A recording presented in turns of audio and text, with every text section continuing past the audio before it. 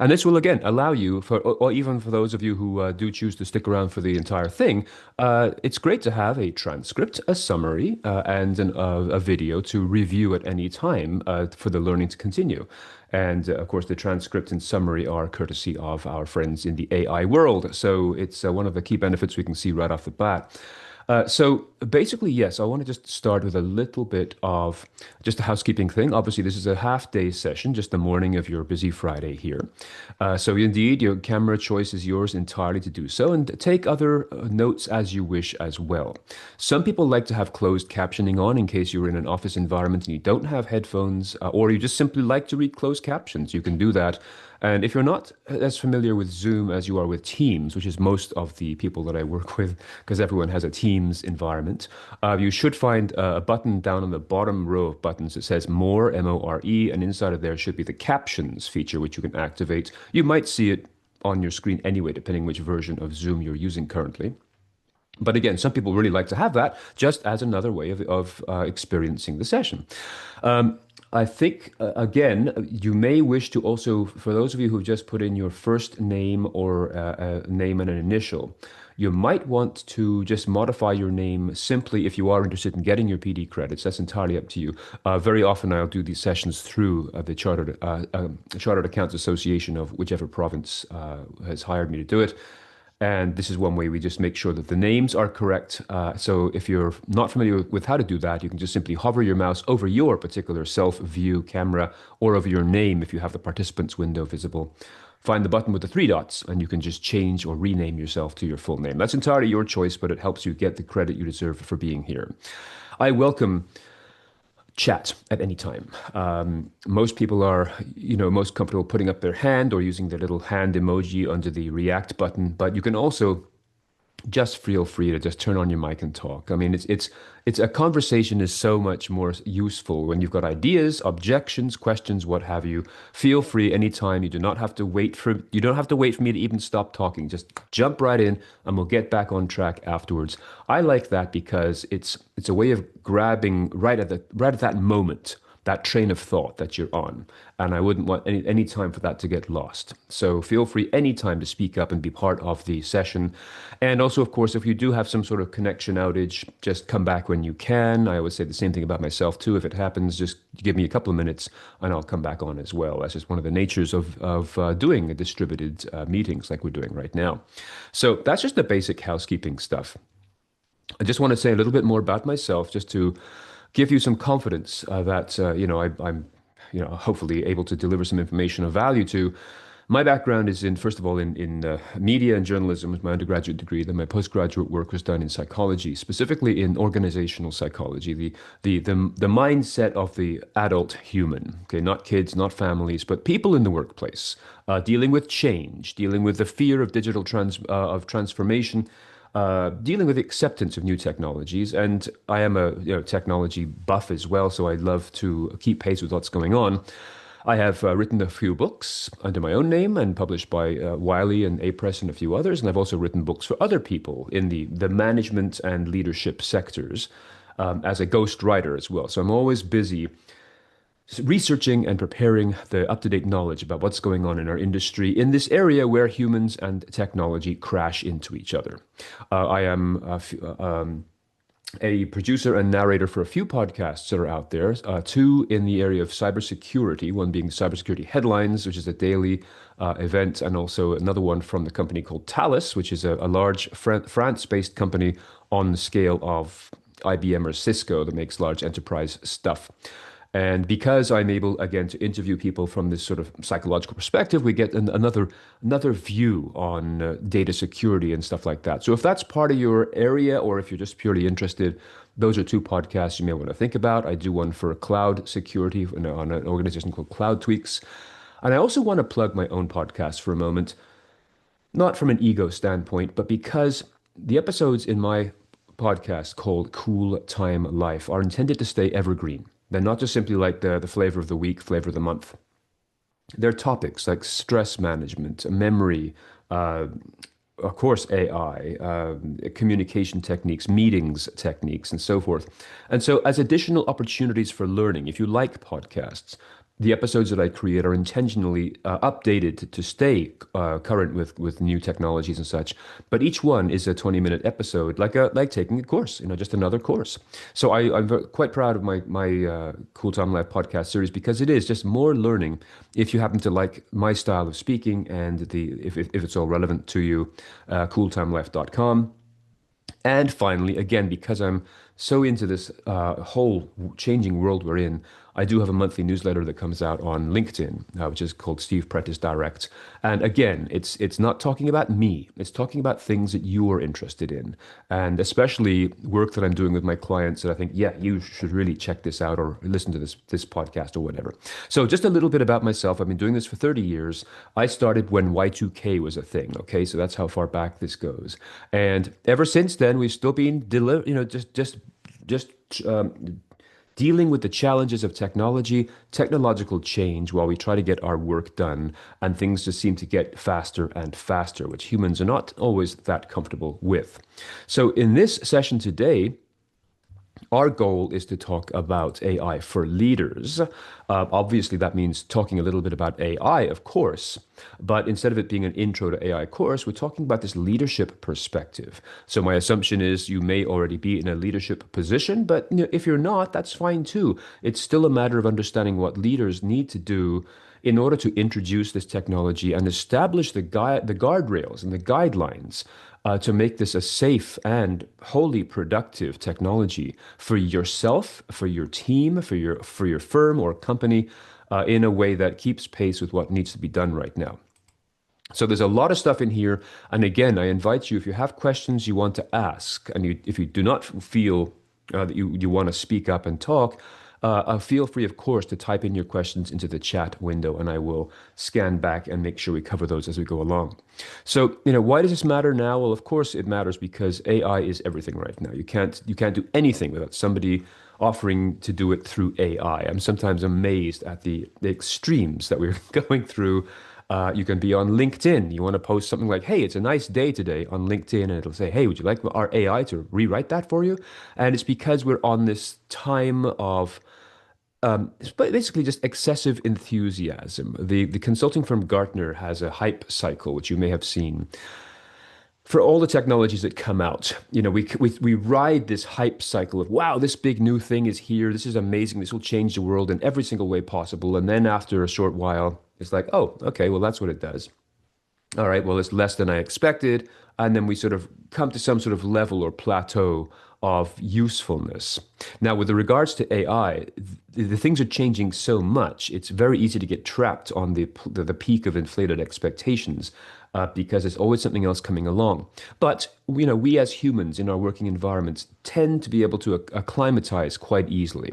However, this is a really powerful technology, especially for those who are in the finance and accounting world, because so much of it is about data. You are working with data all the time. AI is really good at working with data and extrapolating intelligence from it. We need to keep pace with the increasing speed of expectation of our clients, in terms of how we communicate, how we provide services to them. And so if we can find more effective ways of doing this that match our clients' ever increasing expectations, that's always a good competitive opportunity as well. And key to a lot of what we're talking about today is that it inspires trust. Okay, so we're dealing with efficiency of the processes, greater insight into a client's position in the marketplace. I mean, a clear and obvious example right now is and I'm not assuming that everybody here is a public-facing accountant. Some of you may be in government and public sector, but if you're in a private sector firm and you're dealing with companies as clients or as individual small and medium-sized businesses, it doesn't matter. We're all being impacted by things such as tariffs. This kind of seemingly spontaneous and rather volatile approach to slapping tariffs onto everything if some particular individual down south of us is in a bad mood. This is unprecedented times that we are in terms of not having the stability of long-term planning and policy establishments that we've had in previous administrations. But if your clients are fearful about whether to take the step of expanding or just making purchases for year end or 2026 inventory, whatever it happens to be, how can you do this when you don't even know what the tariffs are going to be tomorrow? Where do they turn for that kind of advice? Now, I mean, again, please correct me if I'm speaking wrongly of your particular line of business. I'm just seeking to obviously address a wonderfully large group here today with some hopefully middle of the road examples. But what organizations are going to be looking for in their financial services professionals is way more obviously than just simply doing the year-end numbers, but becoming that trusted advisor, having that higher level of insight that you help guide and mentor the companies towards their goals. Now, if you have other particular goals, please let me know and we'll see how we can apply those as well. But overall, as a professional services firm, a great deal of the value that you deliver is going to be in this strategic higher level advisory role, or at least for some of you. But again, we can still take these same three bullets and say, it matters now because there hasn't been such a quantum leap in the way we do things for quite a long time. I would say that the most similar quantum leap to this is when we got computers, personal computers, and then connected them to this thing called the internet. That changed everything in terms of accessibility, and of course, from that came things like social media and everything else that we have. However, this is a really significant leap forward because of what the intelligence half of AI, artificial intelligence, can mean. So we do need to pay attention. And of course, as leaders, we also need to know how to communicate all of these factors to those around us, employees, teams, the firm itself, boards of directors, or anybody else in the steerage, the committee side of it, and of course, clients outside as well, and suppliers, vendors, and even competitors.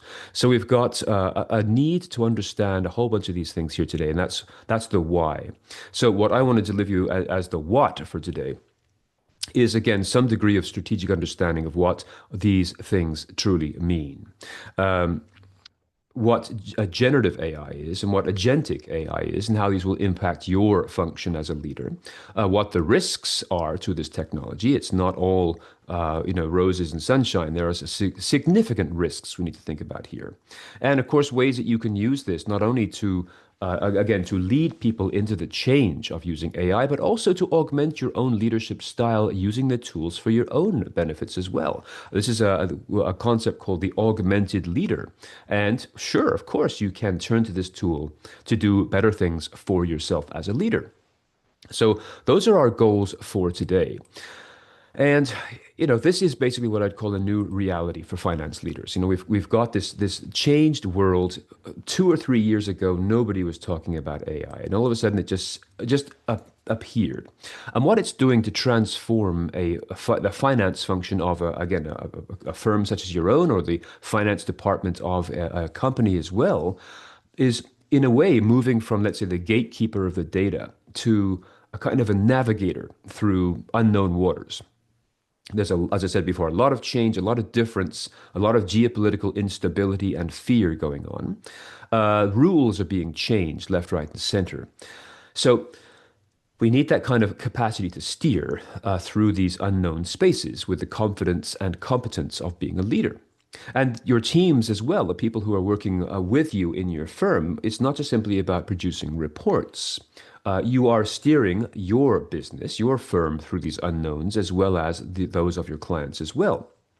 We have an ever increasing speed of expectation, as I said before, more data, tighter timelines, maybe even fewer resources to get this work done. So this is the reality in which we're in right now. And if a tool comes along that can offer a way to manage all of this complexity in a way that can not only just literally manage the complexity, but also to free people up from the kind of routine tasks that they have been doing thus far. And we'll get to the whole point about will AI take my job in just a second? And the short answer is no. But the fact is, there are particular routine tasks that these technologies can do and can do either better or faster, but without, again, endangering people's position within the firm, but moving the firm more quickly forwards. One of these examples I would share in this situation would be just your photocopier. I mean, why do you have a photocopier in the room? Is it, it's not just simply there to look nice, and in fact, they seldom do look nice, but issue of being able to obviously physically reproduce materials much more quickly than somebody typing them out with carbon paper, which used to be the way that these things were done, or go back a couple of centuries to having a room full of scribes handwriting things with quill and ink. Of course, that would be ridiculous to think about that. We turn to technological advancements to help us get things done more efficiently for our clients, thus raising our value, of course. So this is a technology continuum here, from spreadsheet automation, Microsoft Excel, Microsoft Access, and other particular situations like that, to business intelligence. And across beyond that to things like predictive analytics, things you may already have been doing, of course, and turning to larger scale suppliers for some of that thinking power, perhaps, but now being able to internalize that so that these looking into the future with your digital crystal ball, just having that intelligence and awareness that clients are looking for. This is the capacity here because as a difference from a photocopier, AI isn't just simply there to, let's say, process information the same way that a photocopier just simply, repeats one thing many, many times. There's an interpretation component, a generation component in terms of generating information that is useful and by and large, very accurate. Okay, asterisk, not always. By and large, very accurate and extremely helpful for lots of other large or small ways that this could improve your procedures. And then, of course, when we go to agentic AI, which I'll talk about specifically today as well, that's when we can go even further from just simply asking a question or typing in a prompt to an AI program to having it become kind of like your personal butler, someone who knows what you need even before you need it and takes the steps to coordinate that.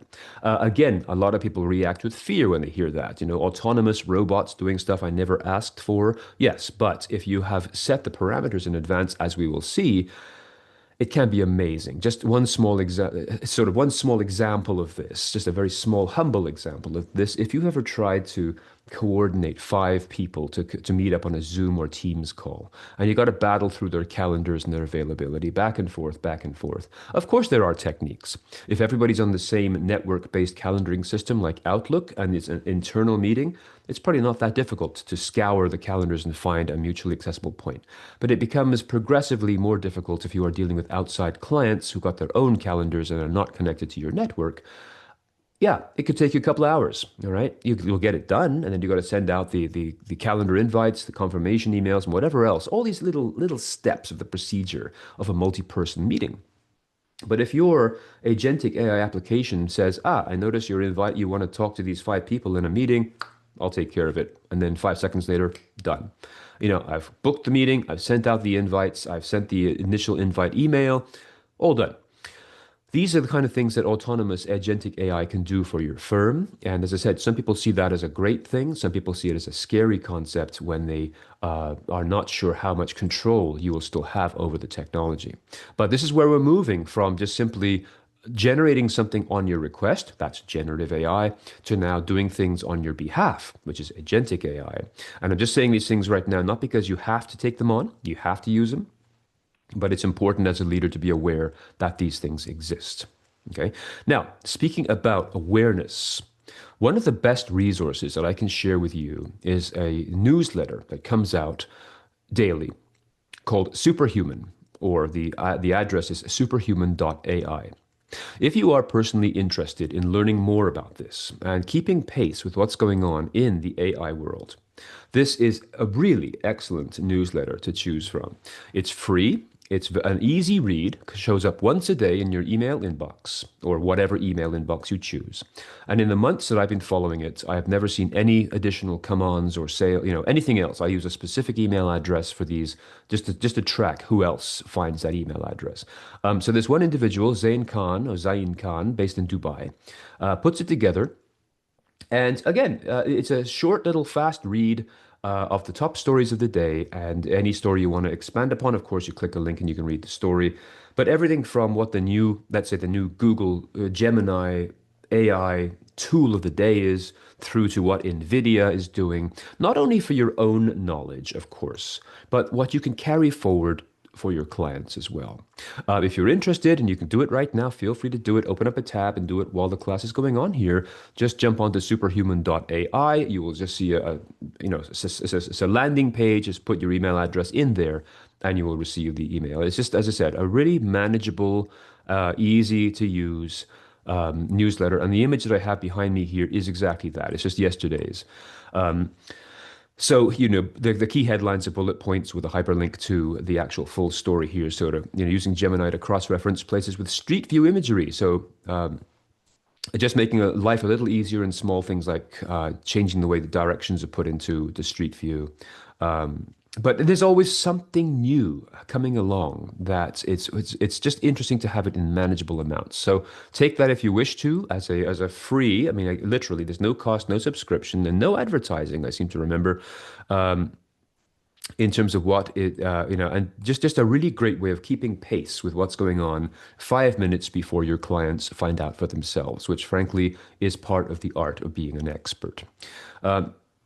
And I say that because I've described myself that way for 30 years. I'm just simply 5 minutes ahead of my clients and my customers. So that's a good one, I think, as a resource going forwards. Here we can get to the key question that always floats around.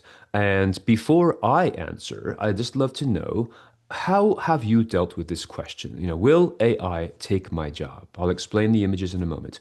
How do you explain this either to yourself or to your team, the people who ask you this question? What's your attitude right now or expectation about this clear and direct question? Is AI going to take my job? Anybody want to speak up or type into the chat window? I can speak up. So I was around in the 80s when everybody said that, why are you being a finance professional, because your job is going to be taken over by computers within, the next 5 years. It hasn't happened. I'm still here. It's 40 years later. I'm still here. And Good. so I do think that there is productivity and value going through in AI. I think that we have to be careful to ensure that we are still learning tasks, because otherwise we can't assess tasks that are coming through AI. Um, I do think that the requirements on the finance department as ours and within a company like ours, and compliance and all these of things are steadily growing. So instead of it taking anybody's jobs, it making people's job easier, but also in the same time making sure that we can maybe do more with the same crew of people than we did yesterday. That Fantastic. would be my take on it. That's a wonderful summary. Thank you. And yeah, congratulations on 40 years of defying the odds, or at least the expectations of those around you. It's so true. Every technology in the history of humanity has gone this way as well. I imagine that somebody was sitting around when fire was discovered and saying, "What's this going to do to my delicious cold buffet dinners? Now everyone's going to cook their food. I'm out of a job." But we evolve exactly like that. And there's always going to be a need for the expertise and the intuition and the judgment of professionals. And as you said before, when you're talking about compliance, it is wonderful when you can ask one of these tools to go and read the document you're preparing and compare it against whatever compliance regulations or statutes or laws that have to match up with this, some of which may have changed since the last time you looked, and do a really fast and accurate job of something that would otherwise have taken you hours of tedious pouring through these documents to try and find, to just make sure everything is as it should be. So these are hours won back for additional work, additional billable hours, additional quality time, whatever it happens to be. Uh, that's exactly what it is. We just take this and we learn and we run with it. Back when I was in high school, for example, the big question back then, this is before the internet and before personal computers, talking about the late 1970s, the big question back then was, should students be allowed to bring calculators to class? And in fact, if you were found with a handheld calculator during an exam, you would get expelled. Because parents and teachers both thought, well, if people start using calculators, they're not going to be able to do math in their heads anymore. And if you can't do long division in your head, how are you going to get a job? How are you going to find something? That the mindset is always this retro mindset about sticking with what we've already been doing. And so, how can you possibly go forward if you're going to rely on doing basic or even sophisticated math with a calculator? And besides, what happens if one day you need a calculator and you can't find one? Well, sorry, Mom, mine is right here, as is yours. We always have one nearby somewhere. So, what can you do with this? Well, now you don't have to spend time dealing with these kinds of calculations. We can stand on the shoulders of giants, as the expression goes, and now do something of greater value with the calculations that this calculator can do for us. That's a small, humble little example, but it's the exact same mindset when people were worrying about how this would impact kids' minds back then. We evolve and we adapt and we move forward, exactly as you said, with the new technologies that allow us to do new things, better things, or doing it quicker, whatever way helps us work. So the strategy that leaders need to share with their teams is that, will AI take my job? No. And when I say no, I mean there are some companies out there that are going to do it anyway because, like Amazon announced, like last week, they said we're cutting 10% of our workforce. But correct me if you think otherwise, but I just see that as a publicity stunt. I just think they say, okay, let's do that.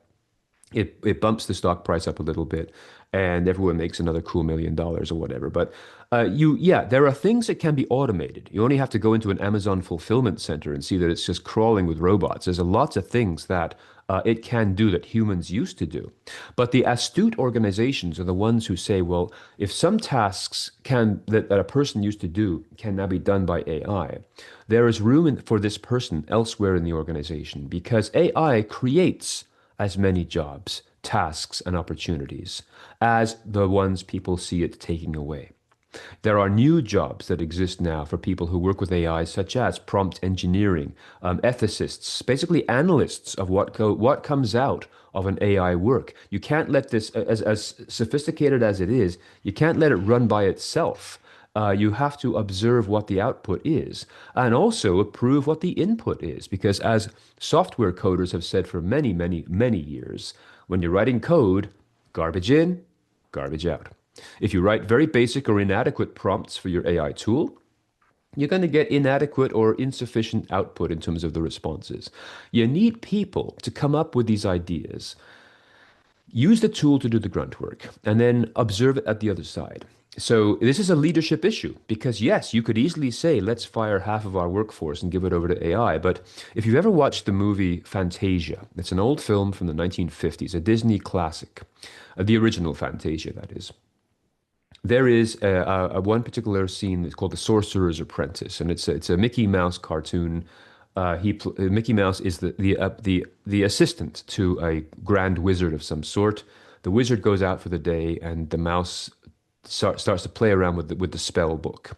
And you can check this out on YouTube, of course, just this particular scene. But the short version of this is that Mickey Mouse looks at this spell, looks at the broom that he has to use to sweep the floor, and says, and casts a spell which makes the broom turn into 20 little brooms that sweep the floor. And he says, that's wonderful. But of course, then the brooms start to do their own thing, and it becomes a little nightmare scenario of a whole army of uncontrollable brooms.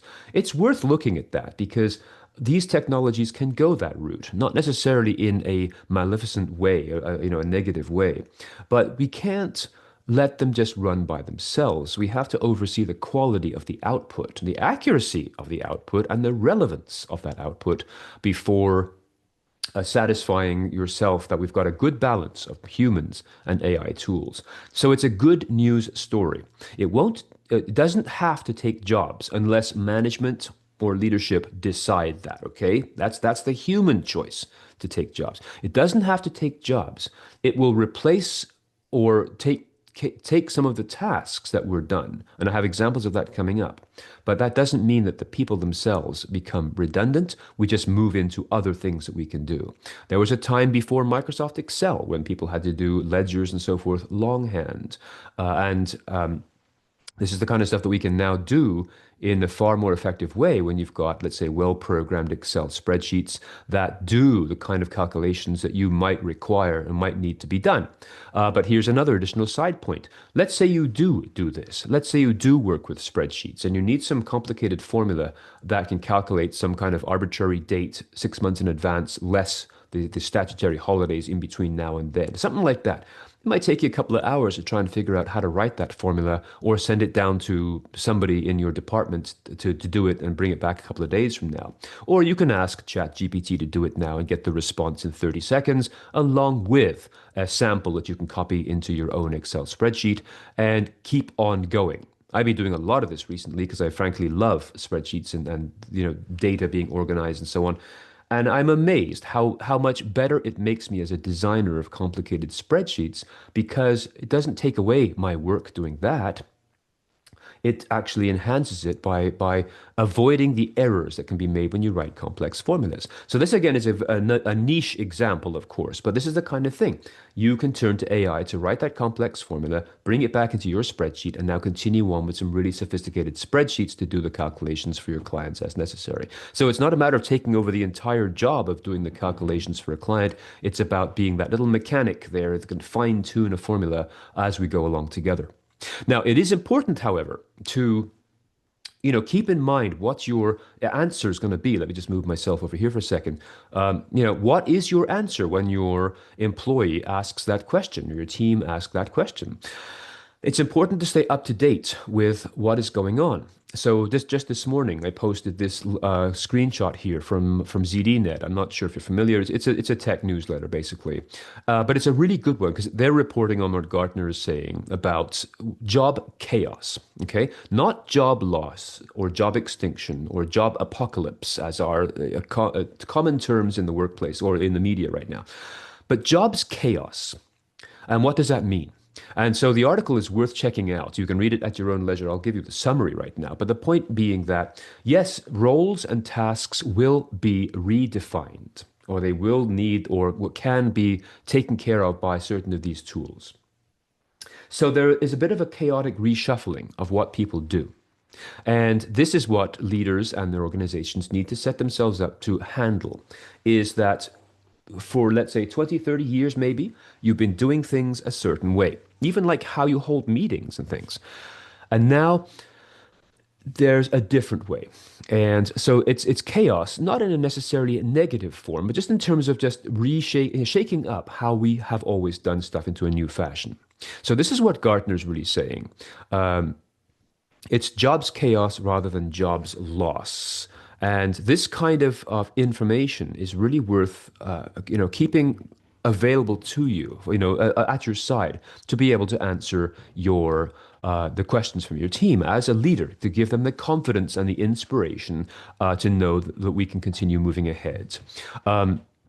This will be a very nuanced change. And it's also not one gigantic box appears in the front door of your building that says AI on the front. And everything in there is, you have to do everything by AI. No, it's far more what little pieces, what little steps can we fix? Where can we improve a process where we can add a little bit of AI here, more like adding spices to a stew or something like that, as opposed to some turnkey thing that you just activate and everything is now being done by AI. That's not the case. It's the jobs chaos thing will ripple through the labor market, absolutely. But we as humans are always capable of adapting and moving forward with these techniques. And in some cases, we never do still, regardless of how these things improve, we never get to it. There are times, for example, where I will receive a contract or some sort of document that I have to sign, and it's still being done in Microsoft Word with the expectation that I will print it out, sign it, scan it, and email it back.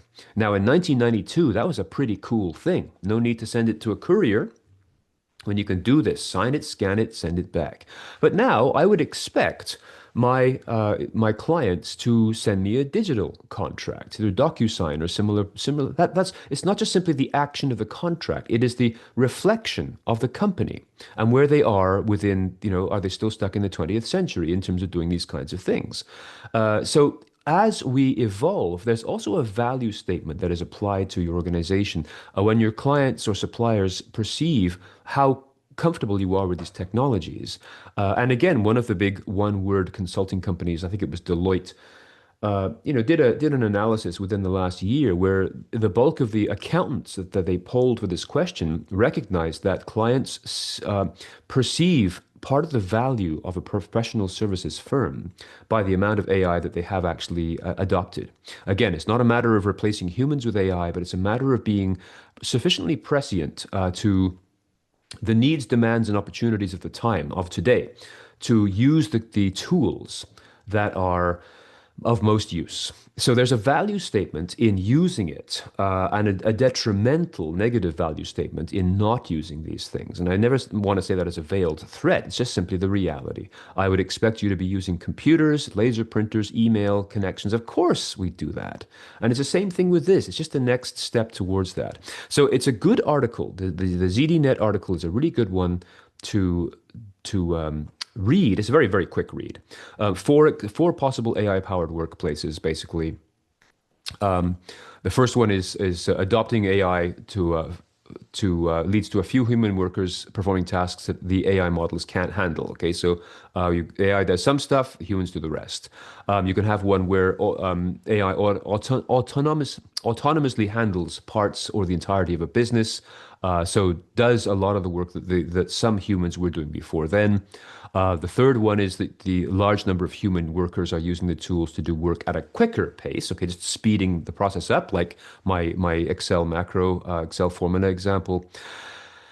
Or fourth, a workplace in which human professionals leverage this to revolutionize the basic tenets of their field. I'm just reading directly from the article here, but the fact is, let's say, as a medical professional, you could use this at scale for, a new level of personalized medicine for each patient. You can have far better relationships with patients by having a more interactive relationship specifically, which again may allow a medical practitioner to dive deeper into the true root cause of a person's conditions. Because as we all know, as wonderful as it is to have free healthcare here in Canada, physicians, doctors, and other medical professionals are highly limited in the amount of time that they can offer to their patients. And their calling demands, they want to spend more time with their patients, but they're hamstrung with all the paperwork and the regulations of whatever provincial ministry is in charge. So there's great opportunities here to become a better physician by using these tools rather than actually losing your job as a physician.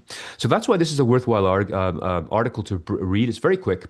And if you are able to download the PowerPoint from my Google Drive, this is hot linked. So you just simply click on this big green box and you'll go straight to it. That just also reminds me, because Nick did post a link a short while ago. If you do not see the link in the chat, I will post it again, because sometimes people who arrive after it's been posted won't see it. So if you do not see the big old link to Google Drive in the chat, I'll post it again when we take a break. Also, I want to just plug another podcast that my company does. We do a lot of media production, so in this kind of stuff. And one of my clients that I've had for years is a leadership expert and coach. Her name is Roz Asherov. And the most recent episode of her podcast, which we have produced, and we're dropping it on Monday, is from a senior leader at a high-tech firm. He was with 30 years with SAP, then moved across to a smaller but more satisfying company for this next phase of his career. But it's all about AI and leadership and how to lead in greater detail. So obviously, I want you to feel that this session today here is worth your time. But if you want to dive deeper, I highly recommend checking out this episode. You can just Google the Roz Asherov podcast, asherov.com. And as of Monday or Tuesday next week, you'll see this most recent episode showing up on AI and leaders. So if you want to dive deeper, this is the kind of thing that my organization does. When I have what I consider to be something worth your time, of course, I want to share it with you. So just a little bit there. But bottom line is, can you be prepared? What is your answer going to be when your team says, will AI take my job? This would be for you to create and phrase yourself, or you could jump onto Copilot or ChatGPT and ask it to help you phrase your answer. But basically, the understanding behind it is that your organization can choose how much or how little of the AI it wishes to use, and how we can integrate that with the people already in our organization. So those who have a task that can be now done more quickly and more accurately by AI are given something of greater value and greater reward for themselves intellectually for as the next step. People are still the foundation of a successful organization. So let's look at some of the benefits for those who are not familiar. And let me pause for a second to ask. I don't do polls and stuff, but I just like to ask for people to respond in the chat feature. What is your experience using LLMs like ChatGPT, Copilot, Gemini, Claude, Perplexity, the name brand LLMs that exist out there? What do how which one have you chosen to use? First of all, which one have you personally chosen to use? That's the first thing I'd like to ask. And what kind of things are you using it for right now? I don't know how to use AI, so I haven't really used. I asked my kids to help me use the AI, but corporately, our organization uses Copilot. Hmm. Yeah. Uh, but I do know a lot of individuals on their personal side of things will use ChatGPT Yep. or Grok or whatever. But yeah, personally, I don't. I'm very beginner, Yep. so I'll have to defer to the group here to see what they're using from a Abs personal standpoint. Isn't it nice we can ask the kids? Here we are all worried about how, Absolutely, are the kids going to have absolutely, jobs? Are the kids going to have jobs? Let me ask them because they're the ones exactly. tuned into the technology. Yeah, it's always been that way. Even when the first remote controls for TVs came out, what do people do? Well, give it to the kids to program it because they know.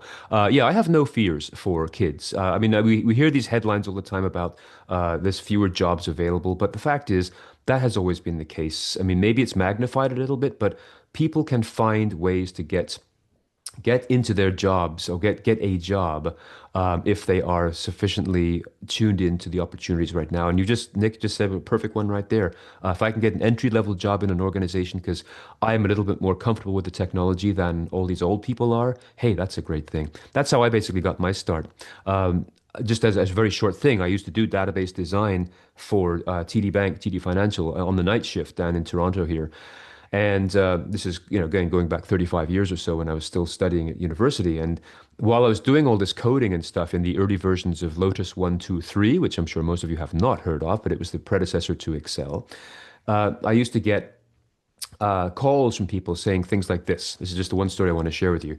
They'll say, the coffee cup holder on my computer isn't working anymore. Now, this is back in the early 90s where people had big screens on their desks and the computer, well, like some people still have today, a computer down by your knee as opposed to a laptop. And yeah, I'd say, well, what coffee cup holder are you talking about? And they said, that thing that slides out from on the front of the computer that you put your coffee cup on. And I say, well, there's your problem. That's not a coffee cup holder. That's a CD-ROM drive. And so yeah, you just busted it. But that's a kind of the difference between the people who design stuff and the people who use it to this day. There's always significant differences, and that's what sort of was the light bulb moment for me to get into this kind of business. So Alana's pointing out here, let's make sure I'm in the public chat. Yeah. Oh, I've actually got a couple of great ones here. So this is fantastic. So we've got Truth Monica saying ChatGPT, absolutely Copilot for work, which is what most people will say exactly that thing because most organizations are a Microsoft house. Therefore, Microsoft owns the ball and the field and wants you to use Copilot. Claude for writing assistance, excellent.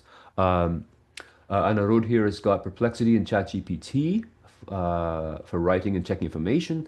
CP Martinez, I use it to help organize and generate materials for my wedding. Oh, excellent, fantastic. What a great thing that is.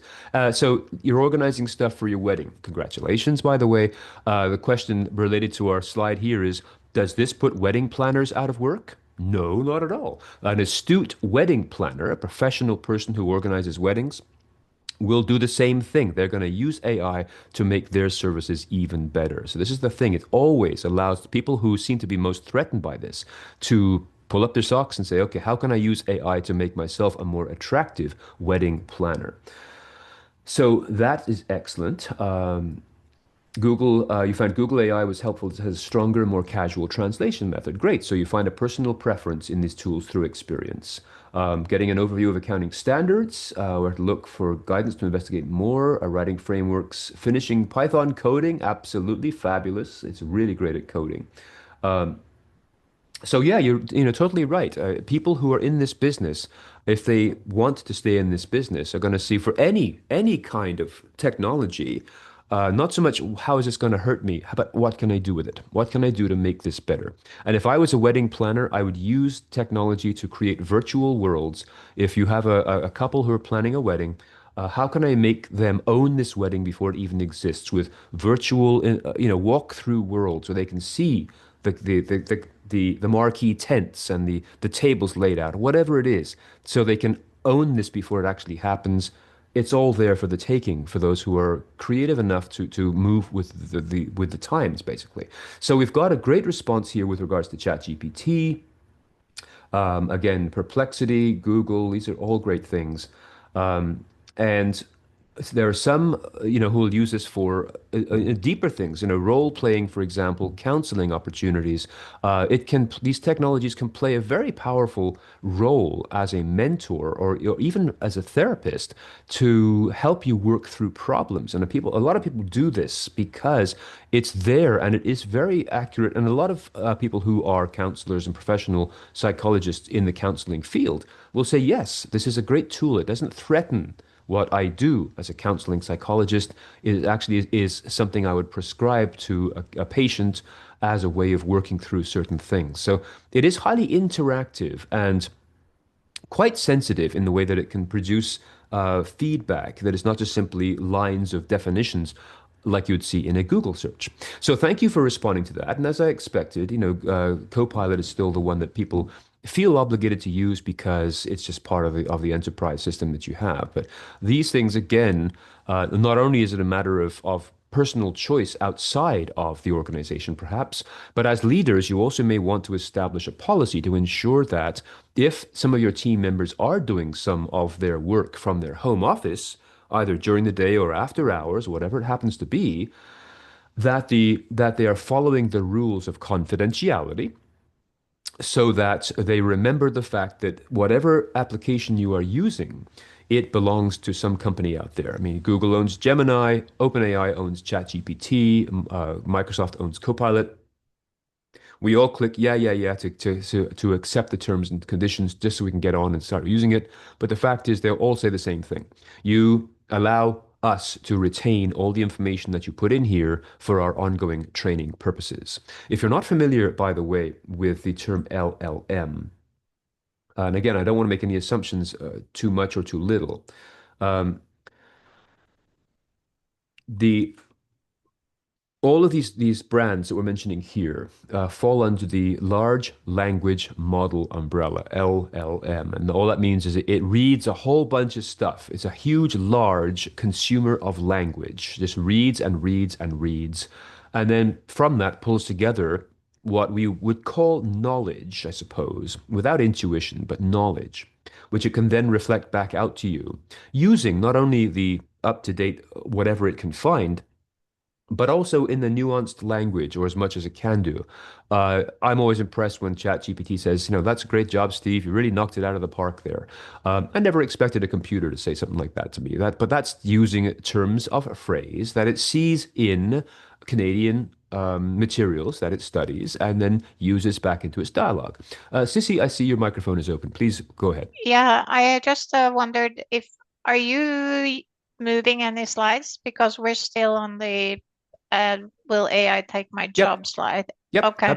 Yep. That's a very good question. And no, we're still on this one because it's still within that same area. Okay.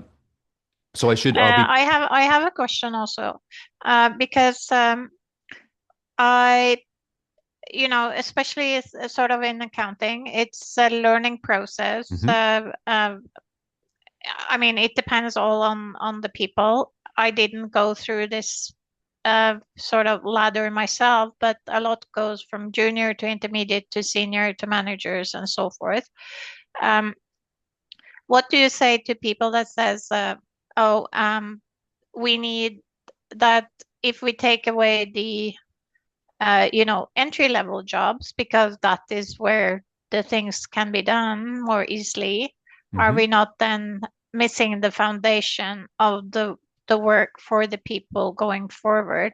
Is there something that you see in AI that would, you know, enhance the learning experience and make that learning experience faster for younger people so that they get to a level where they then can assess these things that are being done? And Oh, it's just a question in that area. Absolutely. Well, I mean, that question is loaded with opportunity right there. First of all, yes, news stories are filled with, entry-level jobs being eliminated because people can now do AI, which to me is a classic blunder on the part of managers and leaders who think that entry-level people are simply just sunk costs. They have no benefit to the organization. This Exactly. this is it. Like, well, why are we hiring all these people and paying them, a low salary to do stuff? It's just costing us money. This is where it turns the tables, not on the technology of AI, but on how an organization is managed and led. Because those young individuals coming in from entry-level job are there to learn the skills, to grow and become assets to the organization. We all have to start somewhere. This is not an act of charity to hire people like that. If you bring in a person like that, you are giving them an awareness of the company and skills to start doing things so they can graduate up into higher levels and become a truly profitable element of the organization. For companies that just see employees as costs, which sadly many do, and it's the first thing that we do is a round of layoffs when anything happens that we're worried about. Employees are assets. They are there to obviously deliver value. And yes, it may take them a short time to learn the skills, to learn the ropes. But so the second half of your question is exactly that, the onboarding process and the ongoing training and learning capacities. Because onboarding in many organizations has always been terribly, terribly insufficient. It comes down to like, here's your desk and there's the washroom, and that's it. Or a better approaches to onboarding is to get people to understand the full culture and reason for this organization's existence. And now you can turn to AI to be that tool to teach people what it is they need to know. And some things are generic. They're whatever company you are in, how to answer a phone, how to demonstrate active listening with a client, that kind of stuff are skills maybe a young person hasn't officially learned yet. So the opportunity is you take these people who are new to the workforce, now question your onboarding techniques and your ongoing professional development skills and techniques. We're doing one right now, if I may say so. You're investing 3 hours of your time to be with me. But we have a fallback here, which is that none of us can remember 3 hours of new information and memorize it all. By this time tomorrow, you'll be lucky if you remember half of what I say. And then that's not any negative reflection on you. That's the simple physics of how our brains and memories work. However, you've got this PowerPoint as a mnemonic, as a learning tool, but you've also got the summary that will be generated by AI to give you the key points of what I and everyone else says. This is how we can make learning iterative and more long lasting. So when it comes again to entry level employees, they are the seeds that you're planting in the ground, the fertile soil of your company, to grow into something within a couple of years that will have even more value. And so organizations who see them just simply as an expense and let's just chop those, are chopping themselves off at the knee, basically, to mix some metaphors here. So it's an excellent question that you have asked, but that is classical. That's exactly why we're here. As a leader of a firm or an organization, we look at this and say, can we have AI replace all these expensive young people who don't even know what they're doing? Or do we use AI to help these young people learn to become what we want them to be? And from the counseling perspective, I said before, you could also use it to identify what kind of line of work might this person be best suited for. Somebody may be highly analytical, very creative. They may be on the autism spectrum and have a really great skill for detecting patterns and other things. Absolutely. In terms of uh, just the kind of abilities that somebody with that particular mind wiring can do is remarkable. And so you can have AI interact with people to find out what their passions and skills truly are that never showed up on the resume. It's an amazingly positive opportunity for onboarding and hiring and basically curating these young new employees into becoming great valuable tools who also choose to stick around, right? People are always saying, well, I need to find a job, but also there's a great degree of career mobility in people's minds that they can find their next job. So yeah, it was an excellent and well-timed question, and I hope I've answered it to your satisfaction, Sissy. It's No, this I think that is where I would go with it yeah, because great. for sure it's people is our you know is our biggest resort. We sort of resource. We don't have machines. We, we Yeah, don't produce anything else. We are a service-led services company. So yes, absolutely, it's very important, and I think also the tenure and the organizational intelligence of the whole team is absolutely. so important. Absolutely. So it really is turning the tables on leadership and management themselves as to how are they going to make this work better. So really well done. And Sven, I see that your microphone is open. Do you have a question or a comment?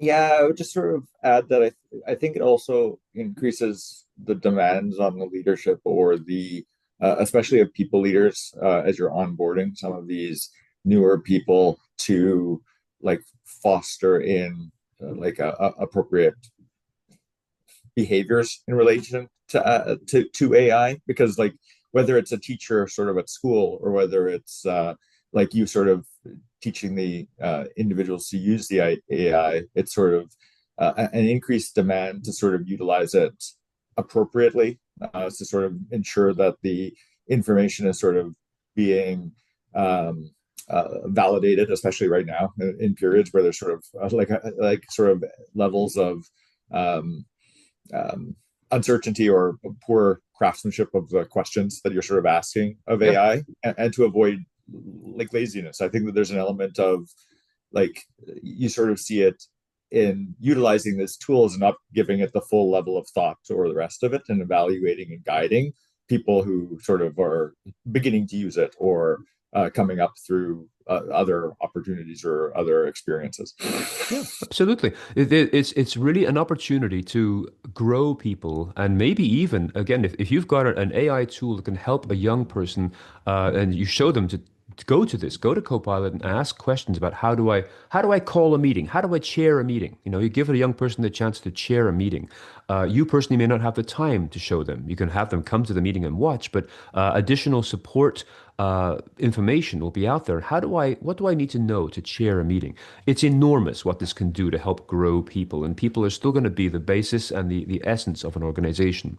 Yes, you can look at an Amazon warehouse, as I said before, and see it now filled with robots. And yes, those people there may have been some overhiring, which happened a lot during the COVID years as well, which again becomes a management challenge. Why were so many people hired at that time? Yes, not everything is a perfect science. And yes, some people will have jobs changed substantially. And yes, some people may lose their current job. But it's also a matter of saying, how do we retain individuals who are part of our culture, who understand the organization, upskill them, offering them new skills to do something with this technology that may be even more attractive to them. So when we think about words like lazy, there are maybe some employees who do seem to be lazy, but my question is always, are they lazy or are they just simply mismatched? Everyone has a passion.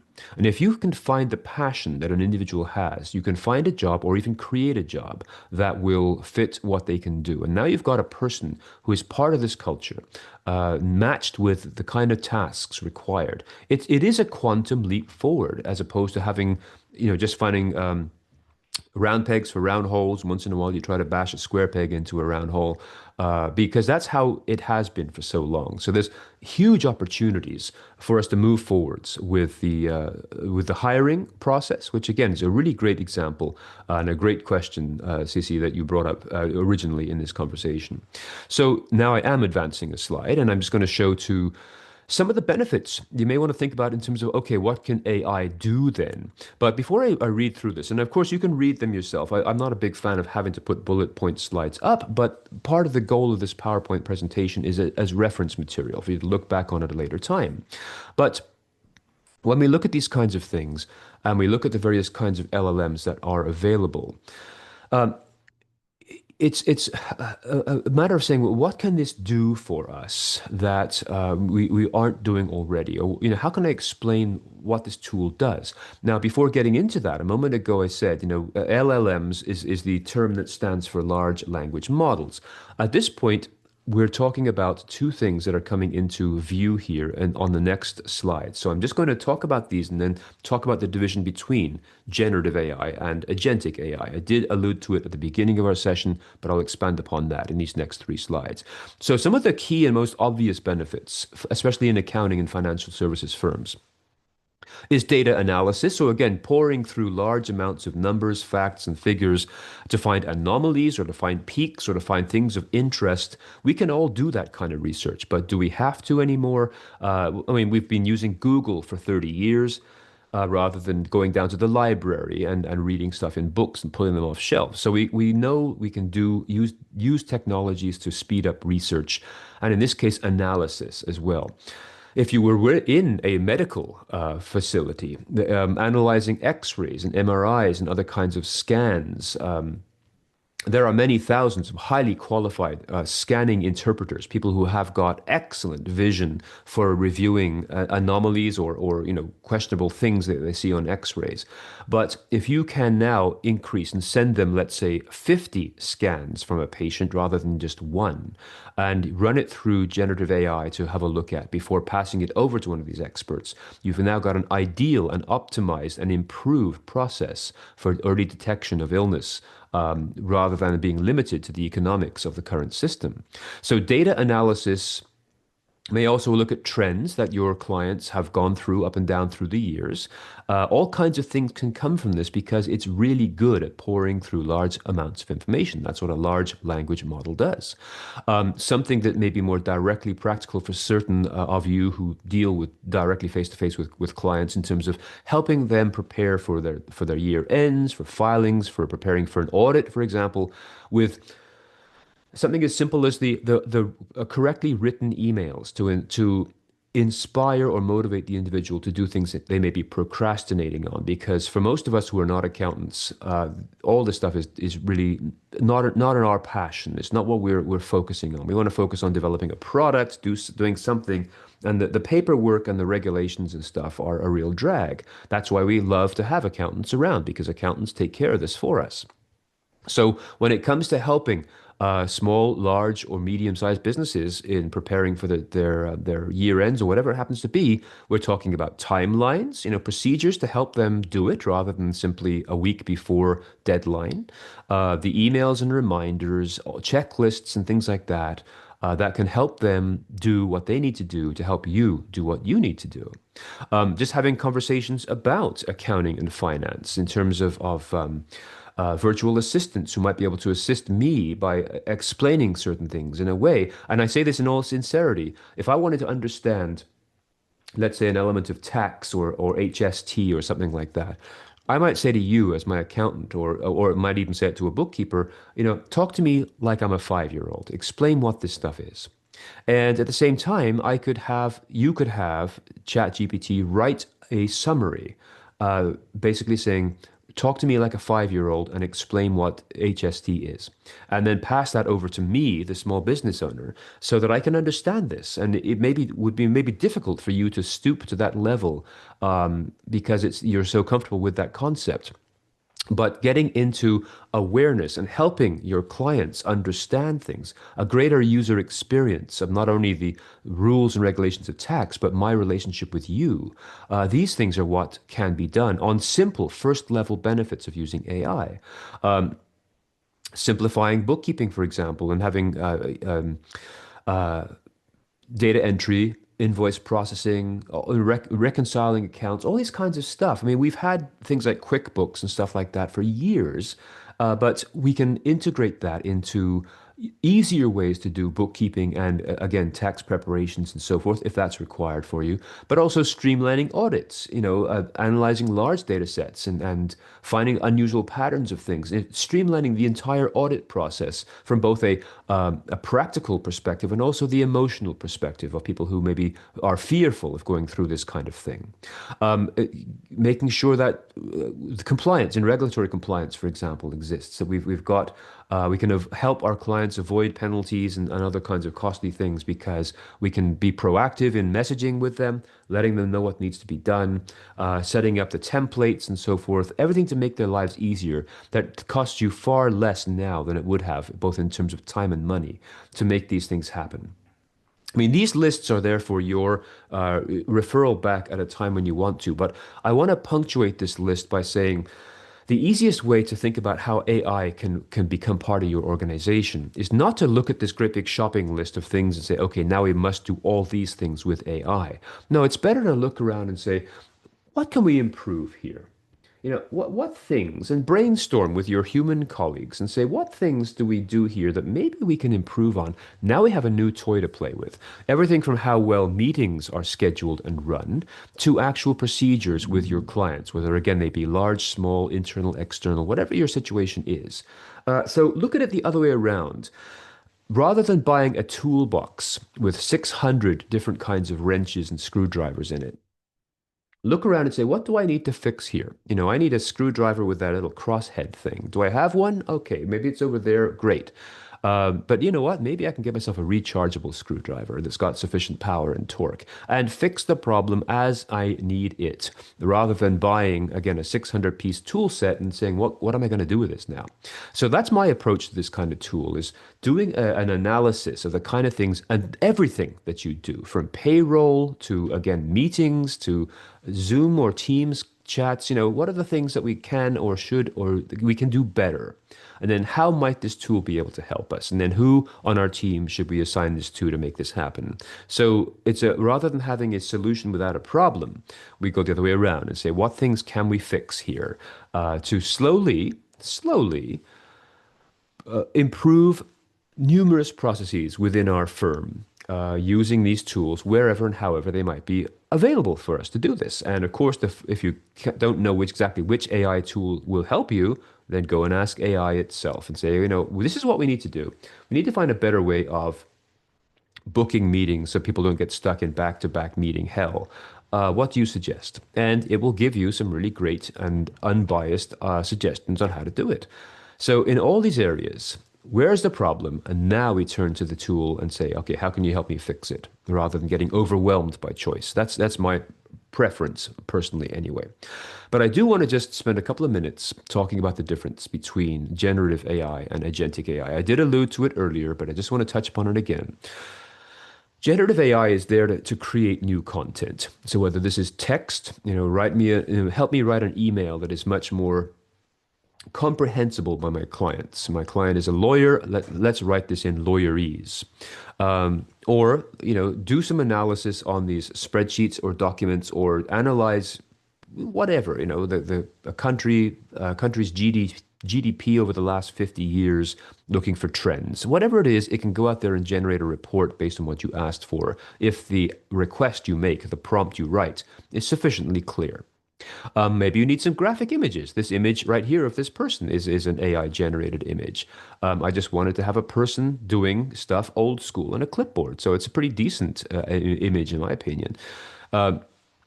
So, you need some images to enhance your website or some of your documentation, then yes, it's here. And again, if you worry that it's going to put graphic artists out of work, or even clip art models, these great people who actually are part of the photographic thing.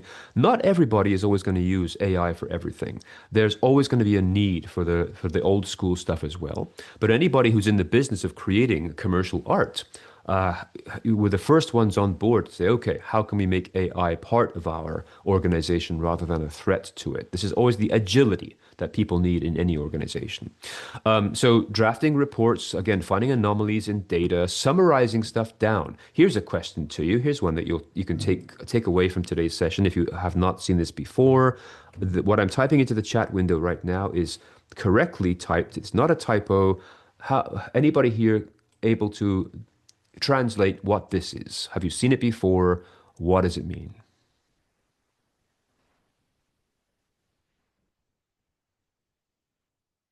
Too long, didn't read. Right on. Excellent. So this is now. So I didn't see who answered me there, but if you wish to elaborate, why on earth do we need this? Because nobody looks at long form anymore and they want a 15-second video.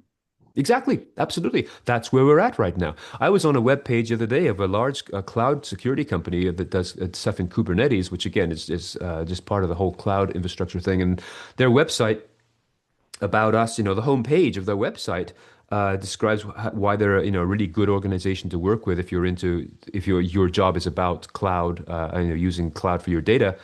And right there, smack dab in the middle of the website, TLDR. If you haven't got the time to read the full definition about who we are and about us stuff, just go to this.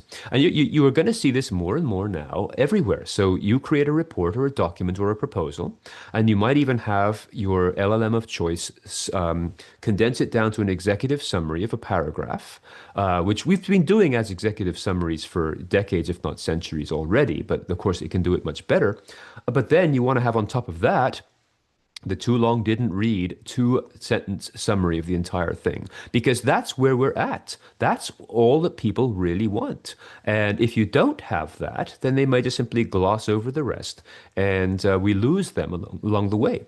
So you might, again, send out communications to your clients that have, even if it's an email, right there at the very top of the email is going to be TLDR, a little tiny summary, and then the rest of the email, with the expectation that that's all they're going to read. So these kinds of things, you can summarize things down into the kinds of levels that are palatable to your audience. Again, bringing data into plain language, for example, that's what generative AI does. It generates and creates stuff, and generally quite accurately. There are some mistakes. Now, when I received this image from ChatGPT here, the first thing I did is to look at the hands of this particular model. It's become much better at drawing hands. But in the earliest years of this, which is like the last 2 years for most of us in terms of our public use of this technology, all of these LLMs had real problems drawing hands. And so this particular image here, the person might have 7 fingers on their hand. Why? Why would that happen? Because, and this is a really great analogy of the entire way that LLMs work. If you ask it to create an image of a person, it's going to go out and look for a whole bunch of images of people. Now, in this case, I asked for a person wearing business clothes, business dress, corporate dress, wearing glasses, and holding a clipboard. I did not specify that the person had to be right-handed, but there you go. There's a classic example of bias. Maybe appropriate bias, because 9 out of 10 people on planet Earth are right-handed. So just going with the majority here. But the fact is, I was specific in the kind of, I wanted a photorealistic image in corporate dress, holding a clipboard, wearing glasses. Those are the things that I asked for. And that's what I got. And it's pretty good. But for a lot of the time, it would go out and search for exactly that, 10,000, 100,000 images of people matching those specifics that I wrote in the prompt. But in most cases, the photographs, images, and paintings of people, our hands are doing something. Very seldom do we have someone looking like this. So most of the images that the LLM learns about what hands look like, the hands are always distorted because maybe they're shaking hands with somebody or holding a pen or doing something. So they're distorted. And as such, they are not going to show how many fingers it actually has. And that's why we had this image with again, 7-fingered people, because it cannot create anything with any imagination. It doesn't have imagination. All it can do is create from what it sees. And that was a problem for quite a while. It is now being improved, as you can see now. But once in a while, you will see an image that either has a person with 3 legs, or if there was a brand name, let's say I wanted to have the word Colliers on the back of the clipboard, it would have a real problem making those words, because It doesn't know words. It looks at images and doesn't think in words. And you'll get the word Collier's misspelt with three L's or something like that because it doesn't know words when it's generating art. These are the limitations of a generative AI tool. Now, of course, it's getting better every day, but these are the kind of things as a really great analogy. The multi-fingered bad art is a great analogy of the fact all it does is go out there and look for stuff that already exists and repurposes it in a way that's useful to you. But in most cases, it's very useful, even down to things such as having conversations on a counseling level. Role playing. If you are a leader and you want to learn how to speak to a young employee, I mean, how do you talk to a young employee when there's a clear generation gap, even if it's like a year or two? How do you understand what their nervousness might be or their preconceptions might be? You can use a tool like this to role play and have the Chat GPT or Copilot or Claude play the role of a 20 something young employee fresh out of school and have a conversation, especially if you want to give feedback onto their performance. It's great practice for before you sit down with the real thing. So that's what generative AI is. And as I alluded to earlier, we've also got this opportunity of dealing with agentic AI. And agentic AI is where we have now a more autonomous approach. And I sort of equate this to a butler, again, another AI generated tool here or image. Someone who would, if you had an actual butler in your life, they would take it upon themselves to prepare your breakfast and prepare your clothes for the day and all that kind of wonderful stuff that butlers do. I presume that the verb is to buttle, but I've never looked that up to see if that's the correct thing. However, that's what an individual like this does. They have the professional self-motivation to do the things that you need, even before you know you need them. So you can have these tools work for you as an individual, or again as an organizational or let's say an enterprise level tool, which I'll show you in just a second here. Multi-step actions, again, scheduling a meeting with 5 different people might be a good opportunity. Basically, the sky is the limit in terms of what you can have these things do for you. And you can turn to, let's say, higher level versions of ChatGPT or Copilot that can do these kinds of things. Or there are turnkey applications already available. And I want to ask you now if anybody is familiar with Carbon. This is called Carbon. The website is carbonhq.com. And this is an agentic AI application designed specifically for accounting firms. Purely curious. Anybody here already use this?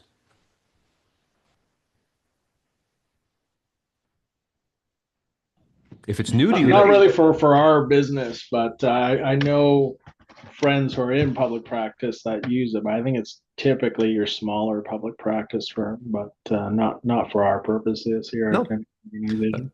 That's fine. If it's not the right thing for you, it's good to know that as well, of course. But for certain organizations and firms, a collaborative environment is not a new thing. We've seen this with brands of things like Monday and Trello and a whole bunch of other stuff like that. But of course, they are now building in the artificial intelligence into their applications to take over again some of the roles of let's say, assigning work and assigning tasks to individuals, reporting back, all the kind of things that may be part of an organization of some kind.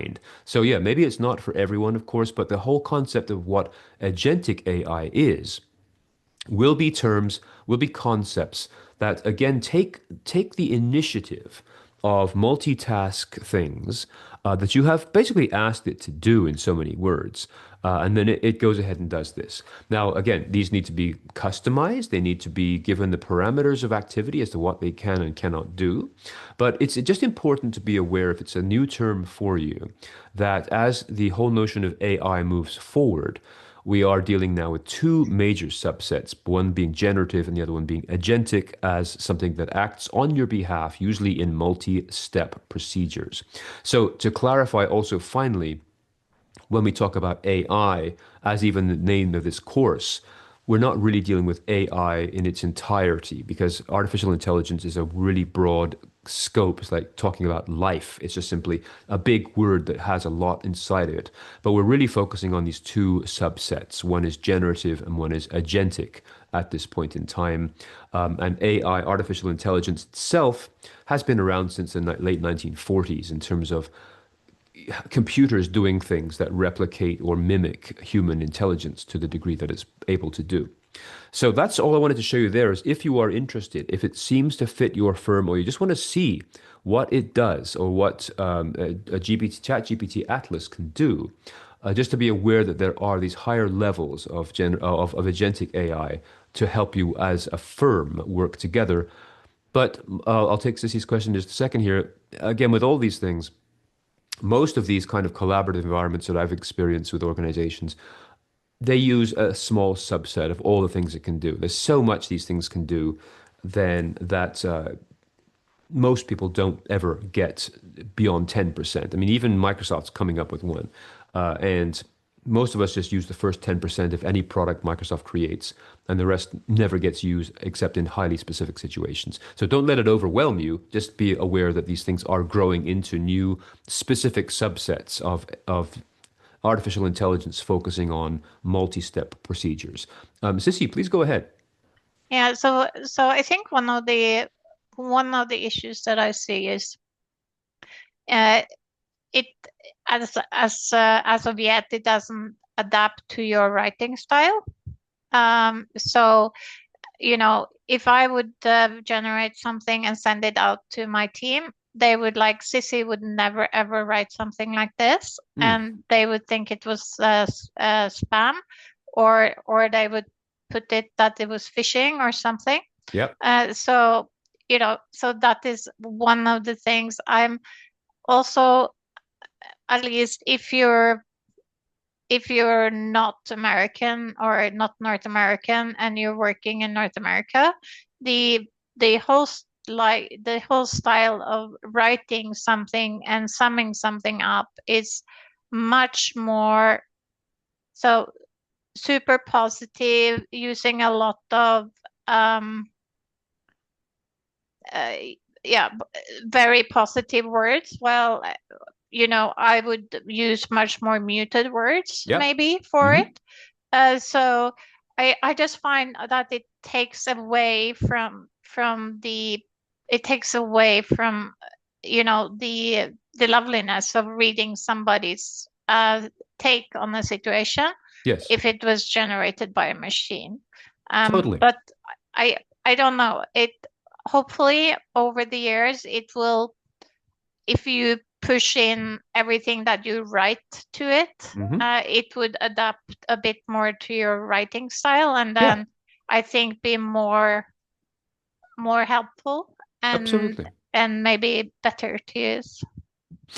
The only thing I'm going to correct from your excellent statement there is, rather than saying over the years, think about saying over the seconds. Because what you can do here is you can build a database of your writing style, a collection of documents, the way you write.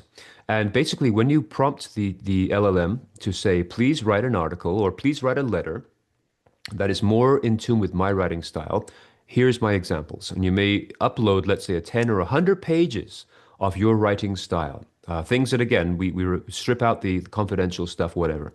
So it will read your writing style. And I do this already, because when I want to create scripts for my podcast, I only talk about stuff that I'm comfortable speaking about. So my expertise is already up here. But I want to create a first draft of the script, which I will, of course, rewrite into the way that I want it to be. But I always say, take topic XYZ here and give me 800 words in my style. Here are the 10 most recent transcripts of my 10 most recent podcasts. And it will do that. It will read them and see how I write. Is it flowery? Is it stern? Is it short? Is it generous? How do I write? So it can do that in seconds. So rather than over the years of passive observation, and I don't mean to criticize your statement, just simply in the interest of furthering the knowledge here. I just will upload samples. And also, to your other point, that if it writes too flowery and too overly positive, or absolutely superfluous in its happiness, which is the default setting, tell it to tone it down. You can tell it to write in a less flowery style, because you're quite right. It's very easy to spot something that has been written by ChatGPT because it has a standard Now, by the way, we're going to take a break in just a couple of minutes, but I just want to share one story with you on that regard. When I introduced myself, I said, I've got some books out there that have been published and so on, which is real nice. I, in the last couple of weeks, have been receiving these wonderful come-ons from marketing people that say, "Hey, Steve, I read your book, Cool Time. Some really great stuff you have there on the psychology of persuasion in managing time. I particularly liked your list of how to run a meeting more efficiently. Now, how about let's make this book go into the stratosphere?"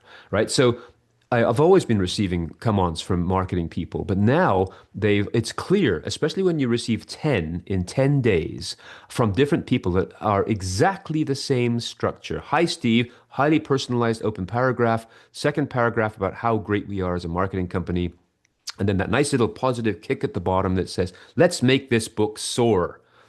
So I see like one, two, three, 10, 15 of these letters, all from different people who are all using the same AI-based program, ChatGPT program, to write a more personalized marketing letter, which includes reading some or all of the book to find a couple of interesting points to put in as if the marketing person themselves had read the book.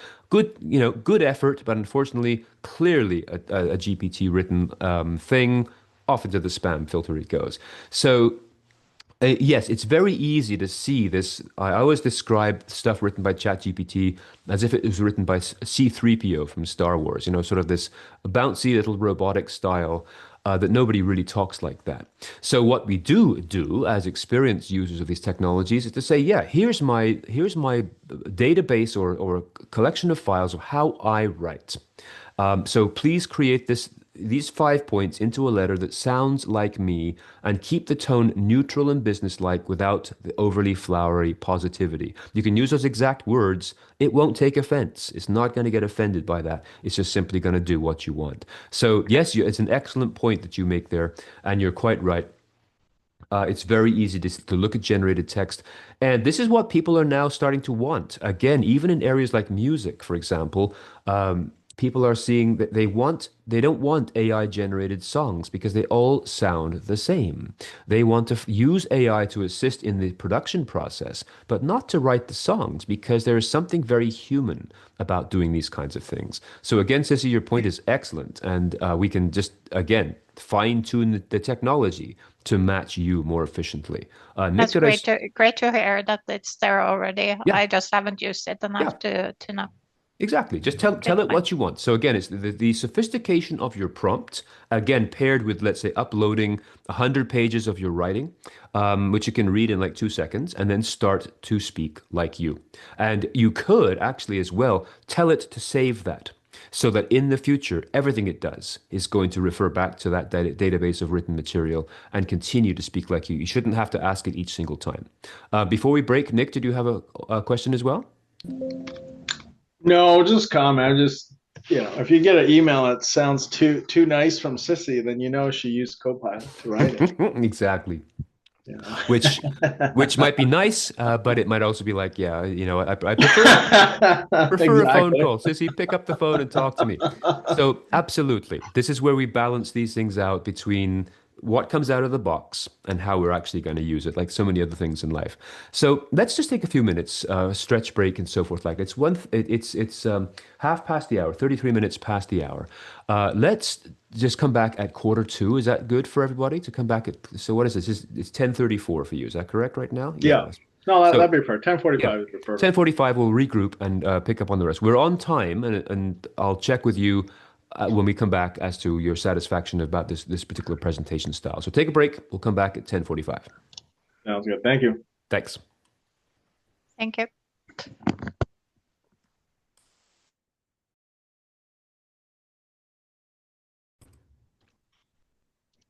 And pick up for the second half of this. Now, again, when I use examples like Agentic AI's example here of Carbon HQ, not knowing much about you yourselves, obviously it's an attempt to just show that there are specific agentic tools available in the accounting profession. So for some, this may be a great thing. For others, not so much, not so relevant. But the lesson still is that no matter what your particular line of business is, there's likely some additional tools out there that you can turn to, and you can still use again, the same LLMs to do that research.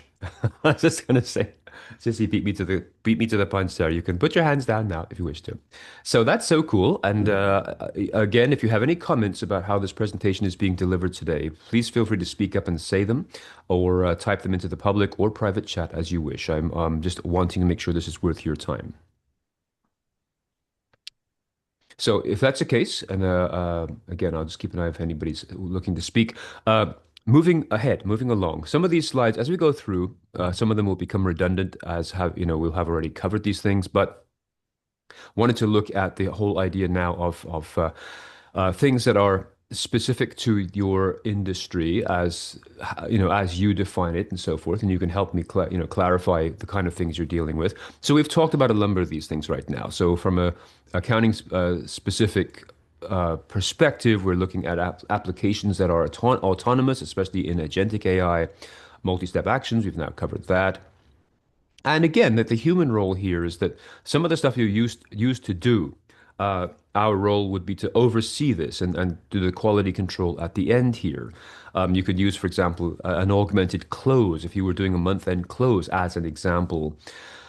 This becomes an ongoing process now where your tool can continuously validate data and look at variance analyses and stuff like that, and to create the summaries so that there's less time spent by yourself or another individual collecting the data and more time given over to interpreting it. You don't have to let AI do all the interpretation because it doesn't, again, have the insight to have the wisdom required to interpret these correctly. So we can move from a procedural activity to a strategic one by you or another individual who used to do the data entry can be given the responsibility of now interpreting this based on the data that has been collected in real time rather than a one-off. So these are, again, just examples. When I talk about this difference between the pseudo-intelligence of AI versus the true insight and intuition that humans have, here's a case study that I want to ask you about. If you are someone who is comfortable driving a vehicle, I never assume everybody drives a car, but if you know how to drive, and you're experienced in driving. Imagine, you're driving down a road, not a major boulevard or thoroughfare, but a suburban street perhaps. And you look ahead and you see there's a couple of kids playing ball on the side of the road. And they're doing fine. They're just simply playing on the sidewalk, having a good time. But my question to you is, what goes through your head as an experienced driver? You're not driving super fast, you're simply going through the neighborhood. But this is not a trick question. What goes through your head when you see kids having a fun time just throwing the ball back and forth on the sidewalk near a road?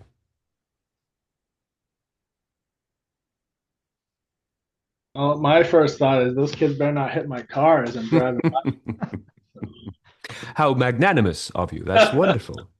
But yeah, absolutely. They may indeed hit your car with the ball. To be honest, it's the first time I've heard that comment coming back from this. What's the other thing that might go through your mind? Yeah, exactly. As I'm seeing in the chat window here, be careful. They might go into the road. That's the simple answer here is that they're going to forget themselves. They're having fun. They miss the ball. They run into the road to go catch it. It's the kind of thing that we as humans are very good at doing, is having that insight into human behavior. Because nobody is actually running into the road at this moment, but this could happen. Now, I mean, if you have a self-driving car on self-driving mode, it's programmed that if anything shows up on its forward-facing cameras that shouldn't be there, that it must brake as quickly as possible. But that isn't the same yet, anyway, as the intuition of saying, those kids might end up in the road. Because, I mean, correct me if you know if your Tesla does this already, but the fact is, there's a lot of things on sidewalks that might happen, and it's still a big challenge for a computer to distinguish between two kids playing ball and somebody else just walking down the road and deciding what's the odds of that person leaping into the street. So we have intuition. Computers have speed and processing power, but it's two different things. I also want to pause and ask, 'cause I noticed, Chris, you had your mic open throughout the break as well. Do you have a question or a concern? I don't. I didn't Okay. realize it was off. Right. No worries. That's exactly why I ask, because I never want anybody to be waiting if they have a question here. But sometimes these things do they're just it's like the Zoom version of a butt call, right? It's just simply as it comes up. So we are specific here in terms of the fact that we have the nuances of being human overseeing the more pedantic or just labor-intensive tasks, for example, of real-time data collection for an audit or for any sort of document or summary.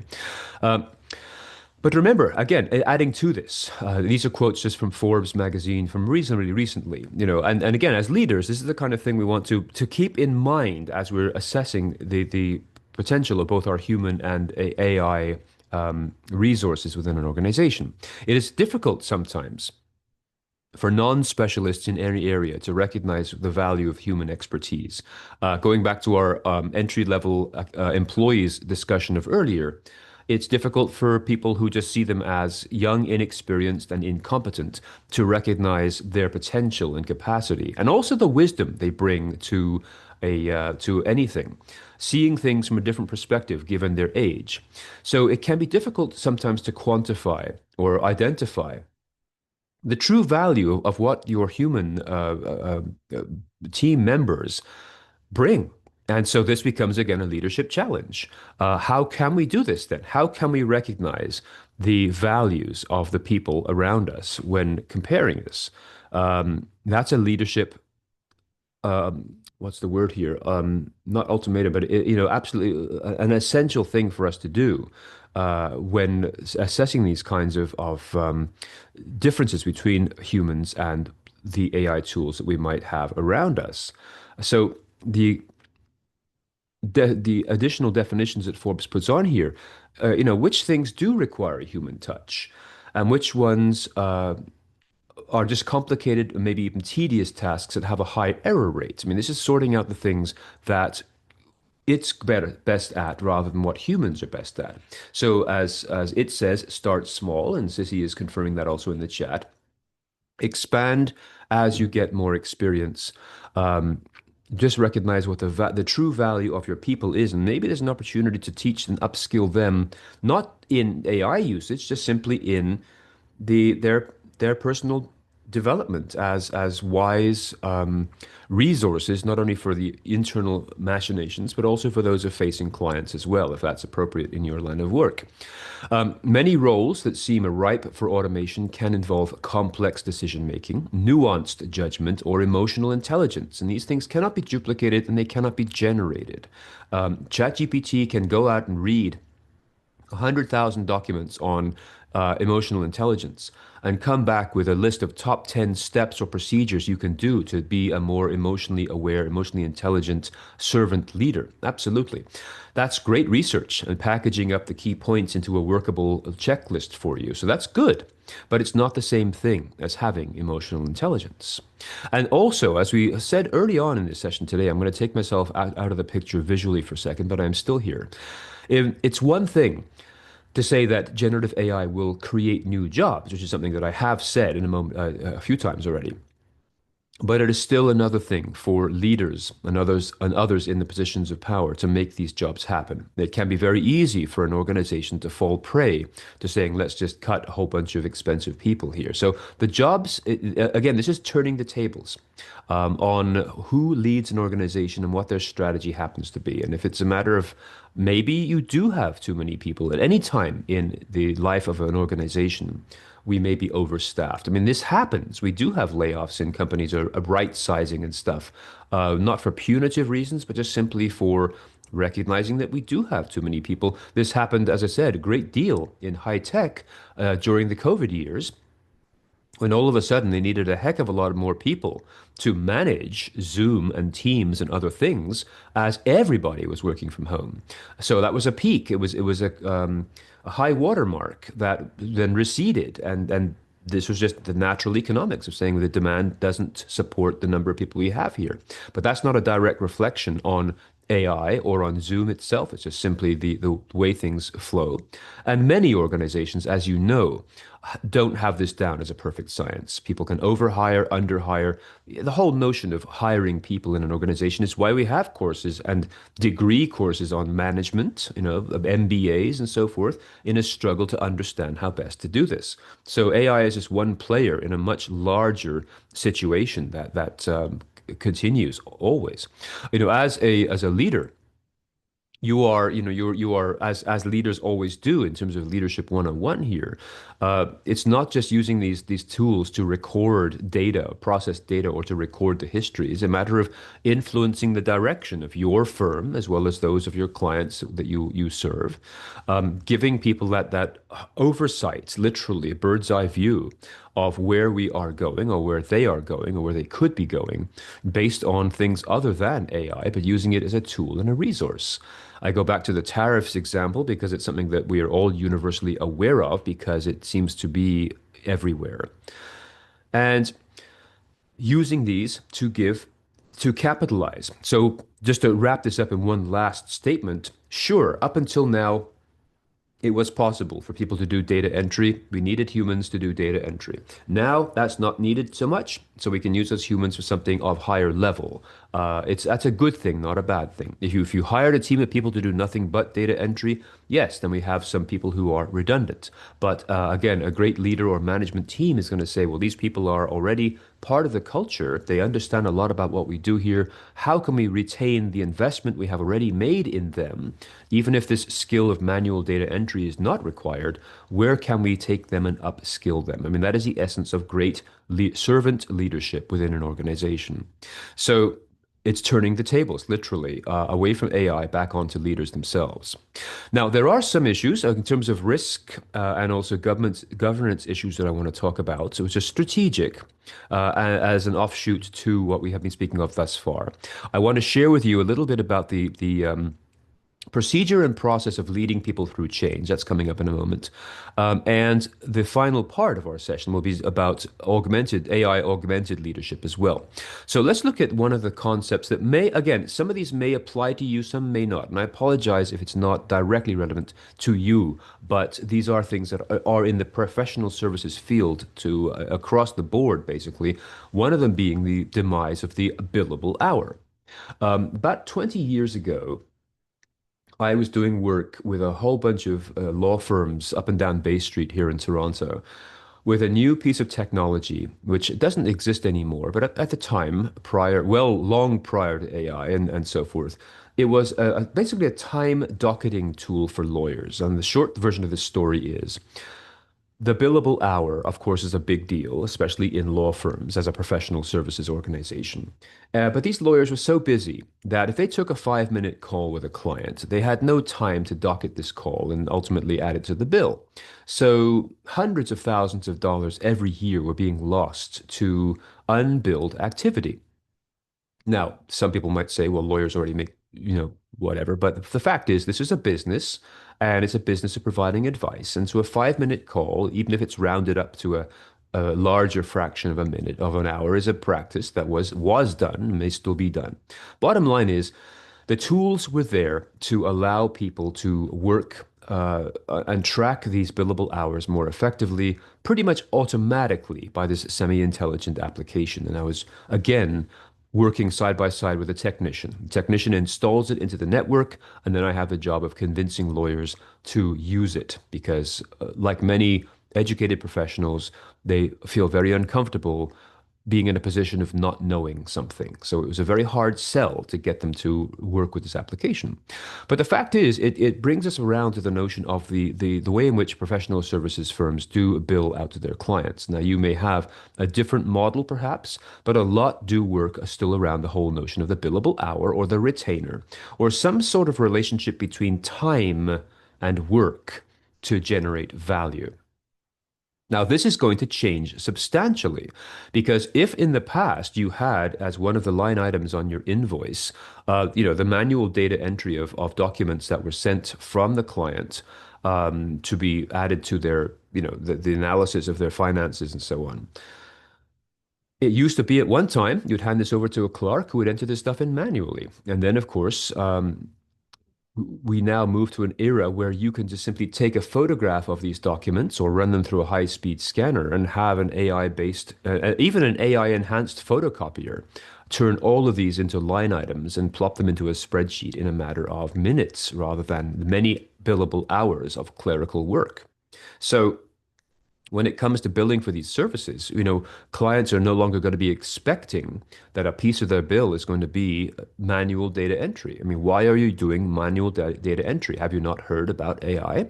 So that the value statement of the firm again comes around to things such as more efficient uses of time efficient uses of tools to do certain things quicker and more efficiently, which means fewer billable hours, at least on the line item dealing with data entry. And again, I'm just using a hypothetical here, which may or may not apply to you directly, but I'm hoping you can play along with what I'm saying here.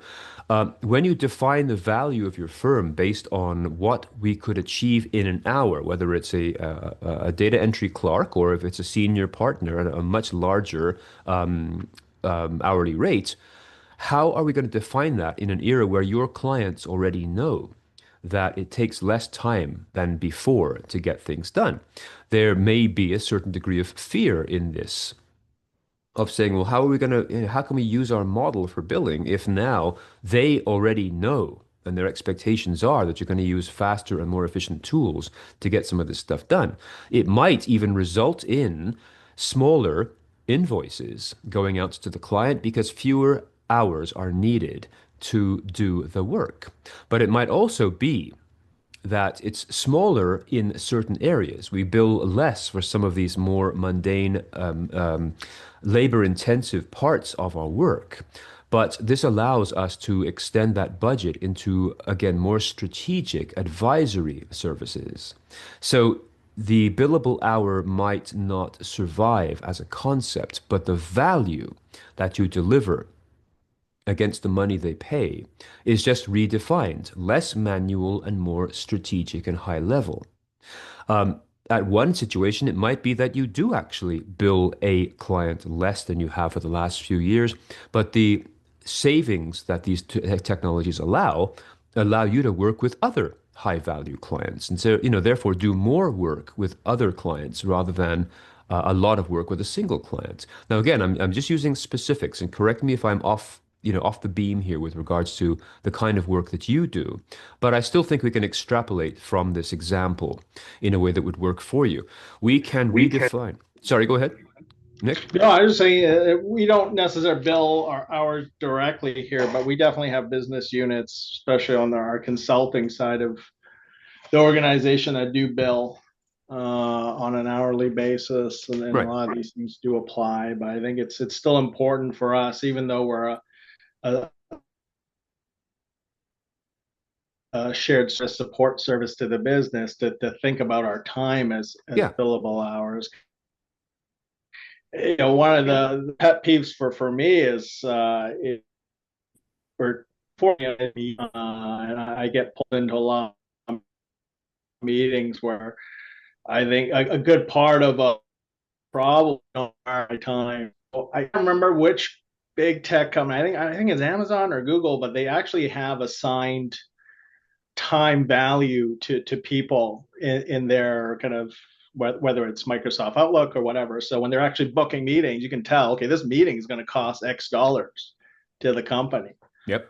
And that's something I feel is something is actually quite good. So people, when they're actually booking meetings, they're looking at it and say, hey, do I need to pull in all these people necessarily? This meeting is going to cost X dollars, right? So I Absolutely. think those things are very important for people to think about. Your time is quite valuable. It's your most valuable asset. You try not to be wasteful of it, and then on both sides, right? Don't invite people that probably you don't really need in the Yeah. meeting, and things like that, right? So, but anyway, that's just kind of my own thing on it. So. Absolutely. I mean, I completely agree with you. I mean, a meeting will cost X amount of dollars, and the meeting must exceed the value of what those people could be doing otherwise with their time. And that's always been the case, even prior to AI, is why do we have meetings the way we do? And a lot of it is very casual. Now, just as a side procedural note, when you were speaking, Nick, there was a couple of times when you cut out. And I want to just make sure, I don't know whether anybody else heard that, or are you hearing that from me? It's always a big concern of mine if my voice is cutting out on this connection. No, I Okay. think it's probably me. Yours is coming through clear to me anyways. Okay. All right. Again, it would be very annoying for you if since I'm giving the majority of the speaking here, that you couldn't hear me. But we did hear the majority of what you said, Nick, and you're absolutely right. I mean, a meeting, even before AI came into the equation, is always this. It's a matter of, is this meeting worth, is it worth the time and the people inside it, or could they be doing something else with this time? But it's one of these things that drifted away, right? People just call meetings, and the same thing with doing email. Email is one of the biggest time thieves any of us have because it's an unconscious response. We just simply respond to it because it's there. And yes, it's part of our job, but the amount of time email takes up in a day and in a week is enormous compared to what else you could be doing. Just as a classic example of just this, let me just ask you this question for everybody here who wishes to answer. How many emails do you think you deal with on any given day? And when I say deal with, I'm talking about composing, also replying to, and also well, yeah, both of those two things basically, composing them or reading. So that's the third one, reading other people's emails to you. I would love to get a very quick informal poll. If you just think for a second, how many emails would you expect in a given day in your job? For me, easily like all in on both ends, at least 50 to 60 every day. Okay. And on average, some days more, some days Yeah. less, but Yeah. So an it average. is a lot. Okay. So And yeah, no, so it is we we do also have a lot of people in the organization. I like to CC oh, the absolutely. entire world here when they Yeah. don't really need to. Yeah. And I know that's a massive pet peeve for a lot of people, Absolutely it is. but it is what it is sometimes. So let's follow up with that then. Let's say we'll just take the lower number 50. And then if I was to ask a follow-up question about on average, how long does each email take you? Okay, like so that differs, of course. It's a very hard question to say, well, some things are like a couple of seconds, others I got to read and then reply to. So let's just take an average and say, what would be the average amount of time each email takes you? And anybody can answer this question. That's a tough one. Yeah, sure it is. That's why I'm doing it, because this is what when you project plan a new solution, you have to quantify everything. You cannot manage what you cannot measure. So to make it easy, let's just say the average is 3 minutes. Okay, that's probably generous. Things probably take longer than that. But if you said okay, on average 3 minutes per email, 50 emails a day. Now you are all math whizzes, so that's 150 minutes. How many hours is 150 minutes? But two and a bit, right? 2.5, right? So, maybe again, some people are entering into the chat window and giving the numbers, and that's good because it's for you, not for me. If you have 2.5 hours of email obligations per day, and you work your typical day of 7 or 8 hours, whatever it happens to be. I'm not talking about returning emails in the evening. I'm talking about your day, the volume of your work. 2.5 hours per day given over to email. Now, you are expensive professionals, all of you. You're well-educated, well-experienced professionals in your business. Can you really afford to spend 2.5 hours a day just on email? You could say it's part of the job. You're responding to clients in some regards, but in other regards, you're just dealing with CCs that are part of the culture. But what I'm saying is, if you look ahead on your calendar, do you have reserved as a recurring reserved activity every single day, 2.5 hours of time given over solely for email? It's highly unlikely. In fact, with the exception of scheduled meetings and other scheduled unique activities, maybe you've got to catch a flight somewhere or whatever, or a dental appointment, the majority of your calendars probably gets emptier and emptier as you go beyond the next couple of weeks or a couple of months. I may be wrong, but in most cases, you schedule the unique things. If we're going to have a conversation on January the 16th, then that'll be a 1 hour block marked off on January 16th. But do you have 2.5 hours of time reserved on January 16th for your email returning? Probably not. because we tend to oversee these things as just invisible tasks, but they too take up a lot of time. So I have two reasons for saying this. Number one is exactly what we're speaking of right now, the value of time and the billable hour, as something that we need to redefine. What is the value of the things that we do? And if you suddenly go, my gosh, I never realized I'm spending this much time and all of my team members are spending this much time on email, then now we've got an opportunity to fix that, cut down this cost and replace it with additional billable hours or just work, the work that you do. So being available to, this is a real sort of trigger to say, what is the value of what I do here and what everyone does here? How is it measured? And what's sliding under the table and not being seen? And ineffectively run meetings and the overload of emails are two of the biggest thieves, as you said, Nick, that steal this time and money away from us. But also, we can now consider, well, how might AI be able to fix this in terms of handling some of the email volume or condensing things down or just assessing, reviewing your email volume and saying, here's some suggestions on how to cut this back. So we now have a tool in this toolbox that might help us to create more predictable workflows and less of this wastage, which happens because of the casual nature of our culture. We've just grown into email. It's just always been there. Meetings as well, they've always been there without questioning, could this whole meeting have been an email unto itself? Could it have been a Teams or Slack chat where we don't actually have to meet at the same time, but just converse for a couple of days and come up with a conclusion? There are new opportunities for doing more time-effective work triggered by the presence of this kind of semi-intelligent technology.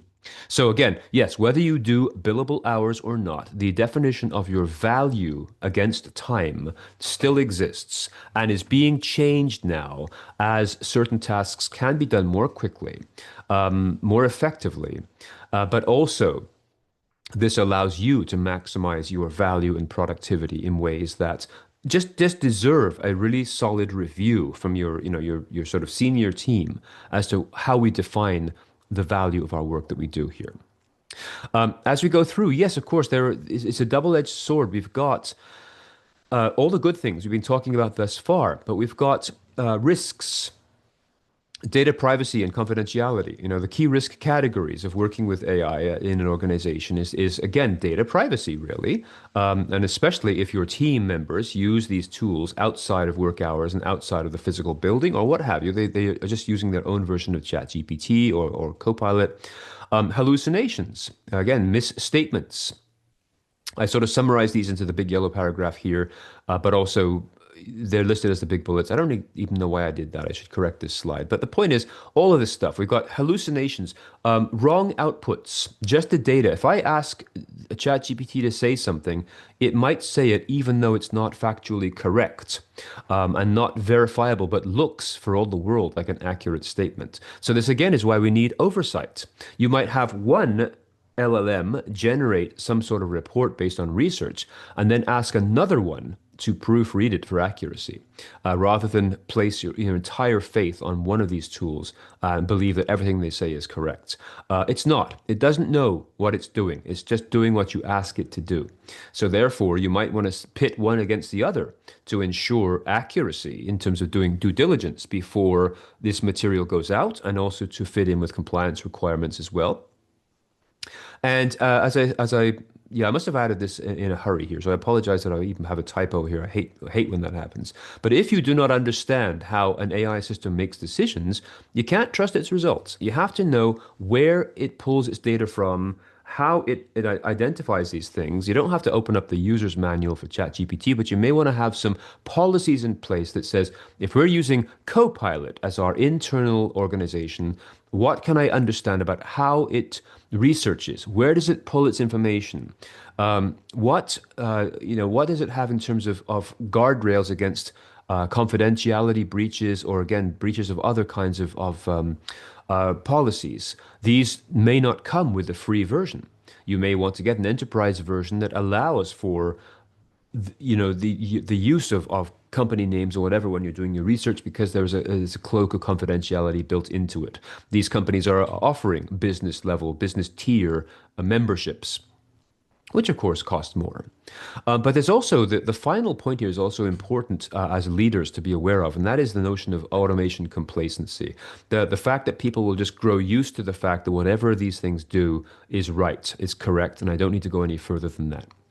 No, I think we should establish in an organization always due diligence over the use of these tools. You know, we've had for many, many years so like an E and OE statement at the bottom of contracts and even advertising to say, you know, there are errors and omissions that may happen.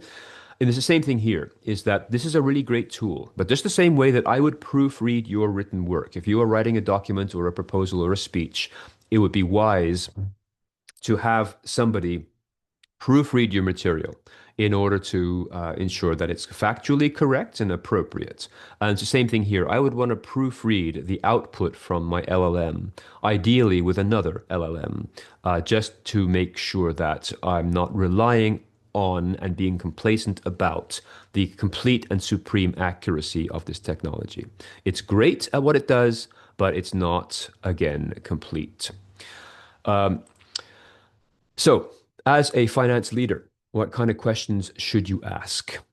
It's exactly this. What tool are we going to use? Okay, that one is not on this slide, but again, what tool do we plan to use? Are we going to use Microsoft Copilot? Great. If so, where did the data come from? You know, there are implicit biases based on what the data chooses to read and eat. I mean, whatever you do. In the earliest days of public-facing LLMs, this is going back now a few years, more than 2 years, but you could have typed in a question such as, please list the 10 most successful scientists in all of human history. And it would have probably come back with the names of 10 white males from Europe, okay, the Albert Einsteins of the world. Completely ignoring that there's an entire planet's worth of smart people who've been doing this for thousands of years. Because in the earliest days, the LLMs were trained on a very limited amount of knowledge, largely based on what the designers of the LLMs were familiar with. So they overlooked enormous swathes of stuff because it just wasn't in the research. The LLMs only can reflect back on what it reads. So the broader its catchment area is, whatever it was trained on, the better they become. That's why when you sign up to work with one of these, what you say yes to is giving permission for everything you type in there, every document you upload. When Sissy uploads 100 documents of her speaking and writing style in order to train it to write like her, it is also using that data for other people as well. It becomes essentially their property.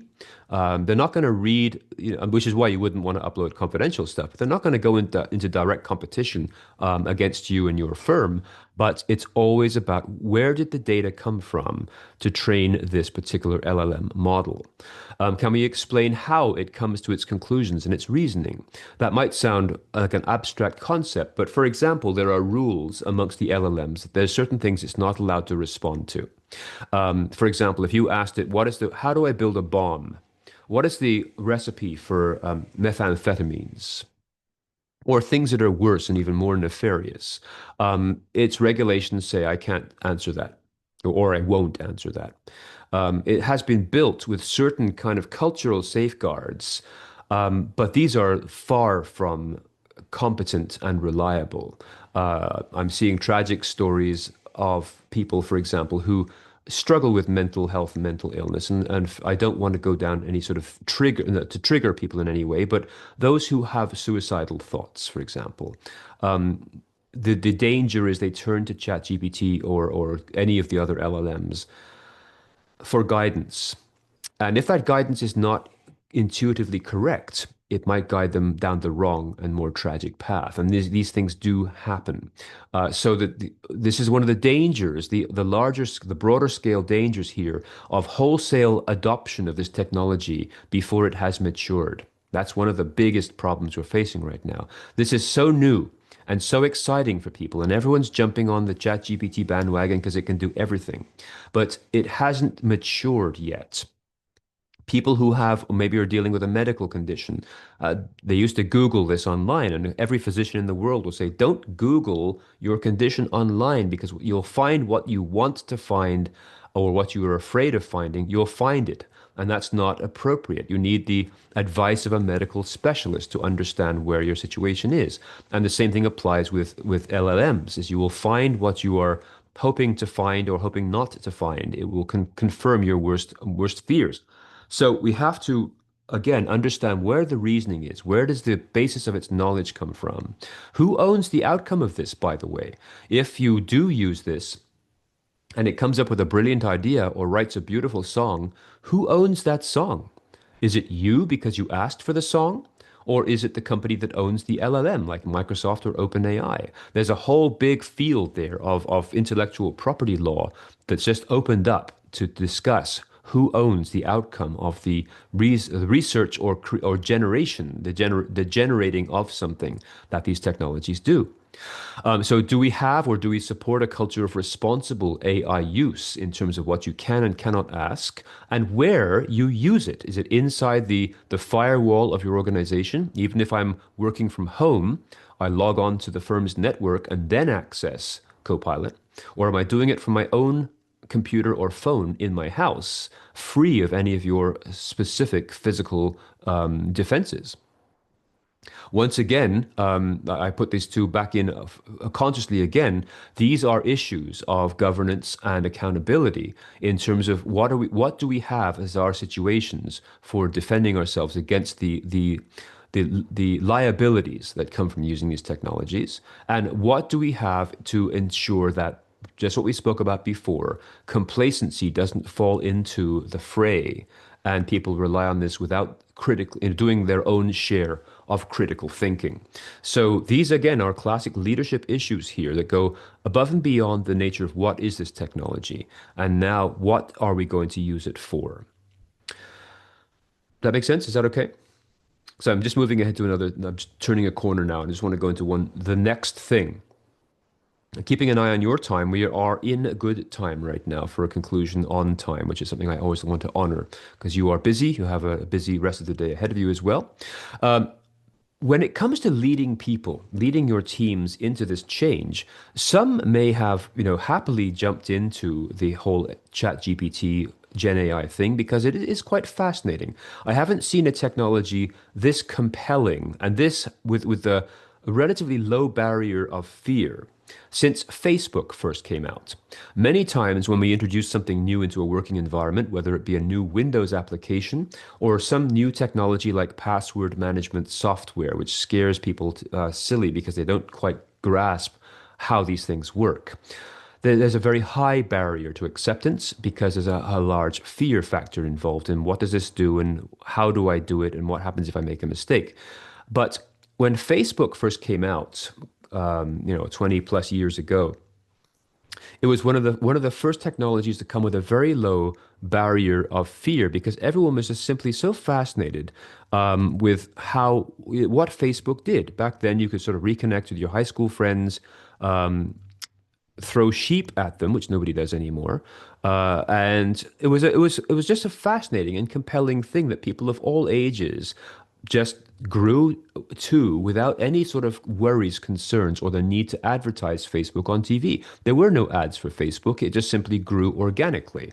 Just for your knowledge, by the way, Facebook came out in February the 4th, 2004. That's on February the 4th, 2004. So there's very few technologies that have such a low barrier to acceptance, and this is definitely one of them. Most people that I've spoken to have tried it in some way, usually, again, personally and as a leisure thing. Don't fully understand it, but have tried it. So it's interesting that people have been compelled to use this. But when it comes to bringing this into the workplace, as leaders, this becomes a major issue of change. Change in our lives is when something starts, certainly, but it's also when something else stops. The whole notion of the hybrid workplace is a good example of that. We all used to work together in a physical office, and in many cases, that has now turned into hybrid environments where many of us will now be working from home some or all of the time. And the floor of your building that may have had cubicles in it is now got empty desks that people can book by the hour for those days that they come in. So this is a big change in the way our lives worked as employees. And if I had a cubicle, which I've had for the last 5 or 10 years, always in the same place on the same floor of the building. If one day I come in and it's gone, you've taken it away. Well, that's a small trauma. It's a small death in the continuum of my life. It's gone. And I will go into a grief process because of this thing. Or if I'm being told it's going to happen next week, I will go into the grief process in advance of the removal. So when it comes to talking about change and changes of habits and changes of work that AI is going to bring into an environment, yes, we need to recognize that as leaders, we are responsible for being exactly that, the leader that brings people into a changing environment, metaphorically holding their hand as we walk through an unknown land. Give me the support and the confidence I need to face this thing, because by default, I'm not going to like it. We have to adjust to doing things a new way, and human beings will pretty much all the time, almost all of the time, respond to a new change situation by asking, what is this going to do to me? How is this going to hurt me or affect me negatively? Is this going to take my job? As opposed to saying, hey, that's cool. I love it. Let's try it out. Most people are going to respond with the self-defense instinct, which is why I have this picture of the brain up here. Our physical brain is responsible for amazing stuff. We can do all kinds of thinking and doing, especially in the topmost part, which is the thinking area, the cerebral cortex of the brain itself. But our decisions are ruled by the bottom piece, which is just there. The part that connects to the spinal cord is the part that takes care of keeping us physically alive. For example, breathing. Unless you have some sort of respiratory illness or even a cold or allergies right now, you probably don't have to think much about breathing. We just do it in and out, thousands of times a day. That is regulated by the base of the brain as an autonomic piece of our existence. We don't have to think about it unless, again, there's something wrong with the way you breathe, then you have to think about it. So most of us are lucky enough to not have to think about it, and that's what our brain takes care of, the basic part of the brain. That's also where the fight or flight response comes from. And even though that might sound far removed from our corporate world, it's just out there when you see a bear or a coyote running around. It's also, ironically enough, what happens when you see an email coming into your inbox. That's one of the reasons why I asked that question about your email inventory, is that an unknown factor coming into your world is treated the exact same way as the presence of a bear or other carnivorous creature in your near proximity. Your ancient brain responds the same way. So if 50 times per day, Nick, you have to stop and check the email coming in, your body is going to respond in exactly the same way, removing blood, nutrients, and oxygen from the extremities, including the thinking part of the brain, in order to prepare for fight or flight if this danger turns into something serious. That sounds like a lot of heavy overstatement, but that's what happens when we see a new unknown coming into our inbox. And it takes between 5 and 10 minutes to recover from this. So you read the email, you respond to the email, you get back to work, but you now have to climb back up to that level of focus you were at. And it takes about 5 or 10 minutes to get back to that level. So if you have 50 emails a day, if they came in bunches of 5 or 3 or even 1 at a time, you are recovering 50 times a day from this miniature trauma. And again, this sounds like hyperbole when I put it this way, but this is what's happening to you on a very basic primordial level when an unknown comes into your world. So an unknown as big as AI in the workplace or hybrid working environments, or an unknown as small as a new email, I wonder what it's about. It's all treated the same way. The body is designed to protect itself against danger, and we are therefore inherently resistant to change. We will always ask, what will this do to me, rather than what will it do for me? And of course, that's why we start a presentation like this with the most common question of all: will AI take my job? Very few people are going to say, hey, that's cool. Show me what it can do. No, it's about, okay, how's this going to upset rock my boat here, upset the apple cart, and ruin things for me? And people will go down an emotional slide, going, feeling alone, underserviced, unready for this. doubting their own abilities. Do they have the skills and resources to use this stuff? And if they don't, if it makes me look stupid, am I going to lose my job because I don't know how to use AI? That's the challenge, the default setting for people when they face change. And that's vital for us as leaders to recognize and expect. The responses people might have in feeling this way. So next slide here, new bullets. They may reject the technology and not want to use it. They may procrastinate on work that requires using AI or requires a hybrid working environment. They may just simply leave, physically leave the company or just mentally check out and just do the minimum required because, again, their bodies are responding and minds are responding in self-defense, fight or flight response. They may simply go back to the old ways of doing things, which might be comfortable for them. Why not just simply write letters by hand and put them in the postal mail? If that's how I prefer, rather than email or rather than text messaging, they'll go back to the way things were done. That's seldom happens anymore.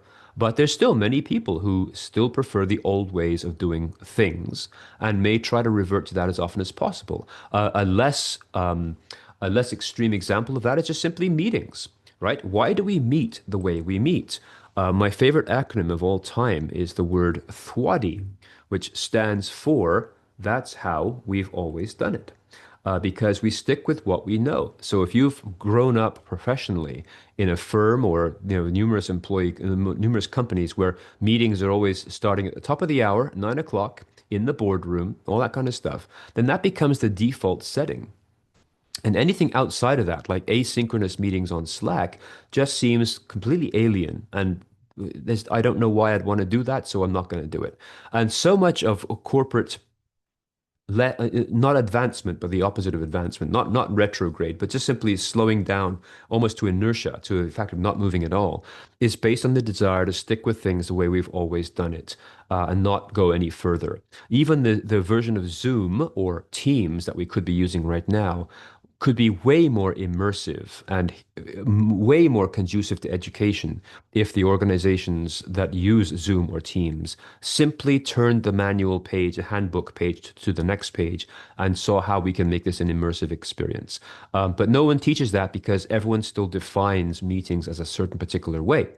So all of these things, these responses to change, they're all negative. People can feel self-doubt about their own skills, as I mentioned a moment ago, and maybe do things even inadvertently, like sabotage the organization, not necessarily on purpose, but by reverting to old changes. When it comes to cybersecurity and password management, that's a key issue, is that I don't want to change my password. I like my existing password. It means something to me.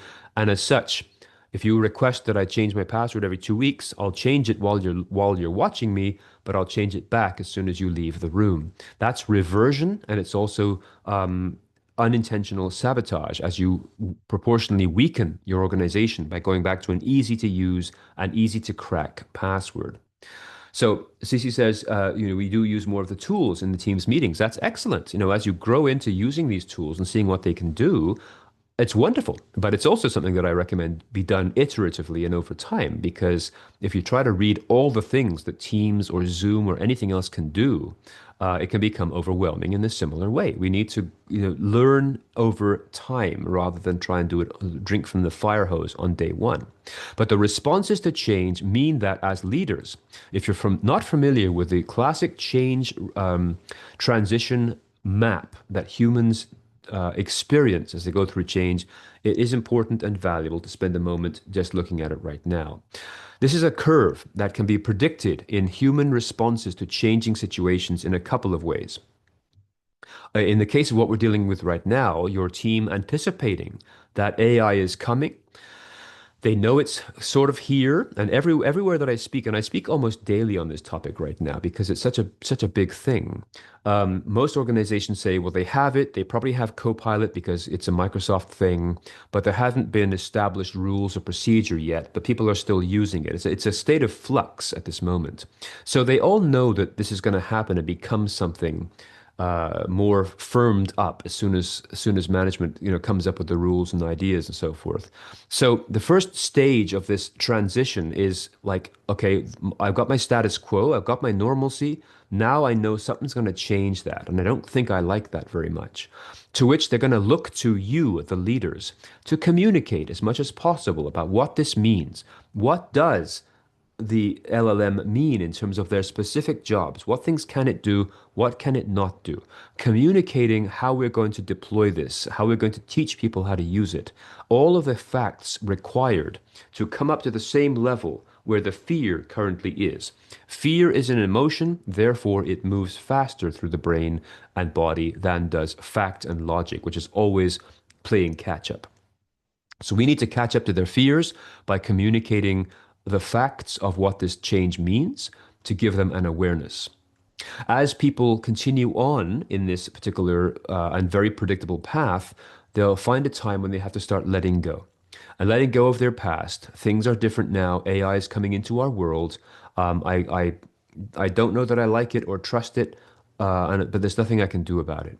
At which point in this particular recipe or project plan, the role of the leader is to listen to what they say and to make sure they know that they have been heard, that you understand their concerns. You don't need to actually answer to each one of them yet, but give them the recognition that you have heard their worries. Again, the ultimate one being, will this take my job? It leads to a point where people then end up bottoming out in terms of a pseudo depression, maybe even a real depression, of not knowing where I am anymore.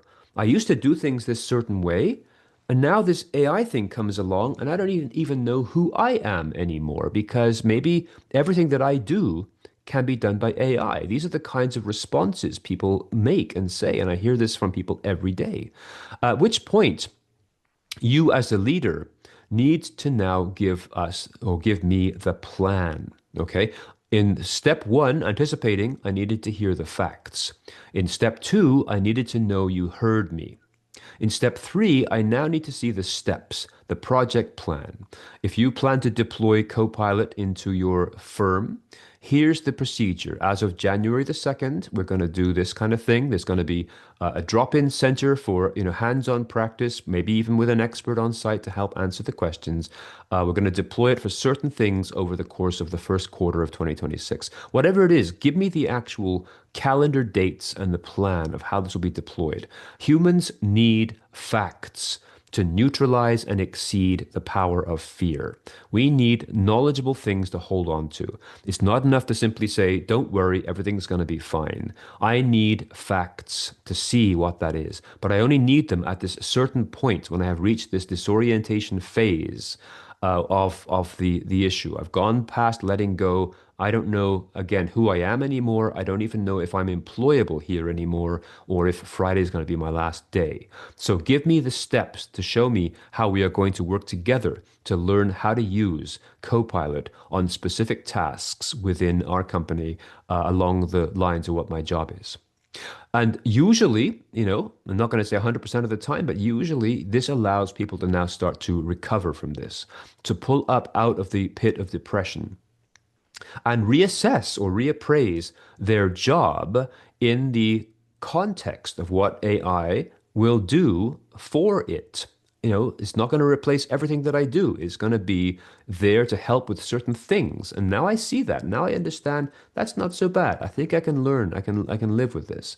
And that, again, whether it's AI or a hybrid work environment or any other change we have faced in our corporate lives, we want to get people to turn this corner and move up out of the trough of depression and reassess their job in a way that says, okay, I think I can do this. I am engaged now with this. And that's what your role as a leader would be, is to pump that engagement process, to get that buy-in from your team members to a point where we come out at the other end committed to this new approach. To go back to Facebook, again, there wasn't a big need for this kind of thing, but there certainly is when we're trying to get people to use technologies they don't fully understand. And we want to get to that point where they now turn to it as naturally as they will, at this moment, turn to email, Everyone knows how to use email. It's just there. But when email was deployed, I remember those early days when email was a new thing. And so someone of your professional level might get one email a day because not enough people used it yet. They were still using postal mail and internal physical mail. Uh, we get to a point where now everyone turns to it naturally and learns to use it. But email never came with this manual. It just simply showed up one day and people just had to accommodate. And that's one of the reasons why it is still a big time thief to this day, is we never established on a corporate level how to properly behave with email. So I'm just sharing this with you because, of course, the nature of this session is leadership through with AI, and so these are techniques to help lead human beings with their, their emotion-dominated selves into a place of the unknown, where they look to you as the leader to give them comfort in a space of unknowingness and uncertainty, which is the strongest force upon people. People always respond to fear more than anything else. You will see that there's always going to be some resistance to change. A moment ago, I talked about reversion and sabotage. But if you wanted to just put that into some sources, there's an intellectual source. I don't understand how this stuff works. I just don't understand where it comes from. I don't get it. Or maybe I do understand how it works, but I don't like it. So I'm not going to do it. Or at the core of this, I don't understand. I mean, I do understand how it works, but I don't trust it to be accurate enough to be used by me. Or I just don't even want it. And maybe some people will never use AI. I don't want to use it. That often erodes over time as they discover what it can do. Because when they discover what's in it for them, the self-interest factor starts to warm these things through. But there's also, as I said before, a mortality issue. People don't like to let go of their past. Up until now, I've done Google research or I've gone to the library and poured through books, whatever it is. I don't want to let go of that. And people have a hard time letting go of their past. It is just part of our sense of mortality, frankly.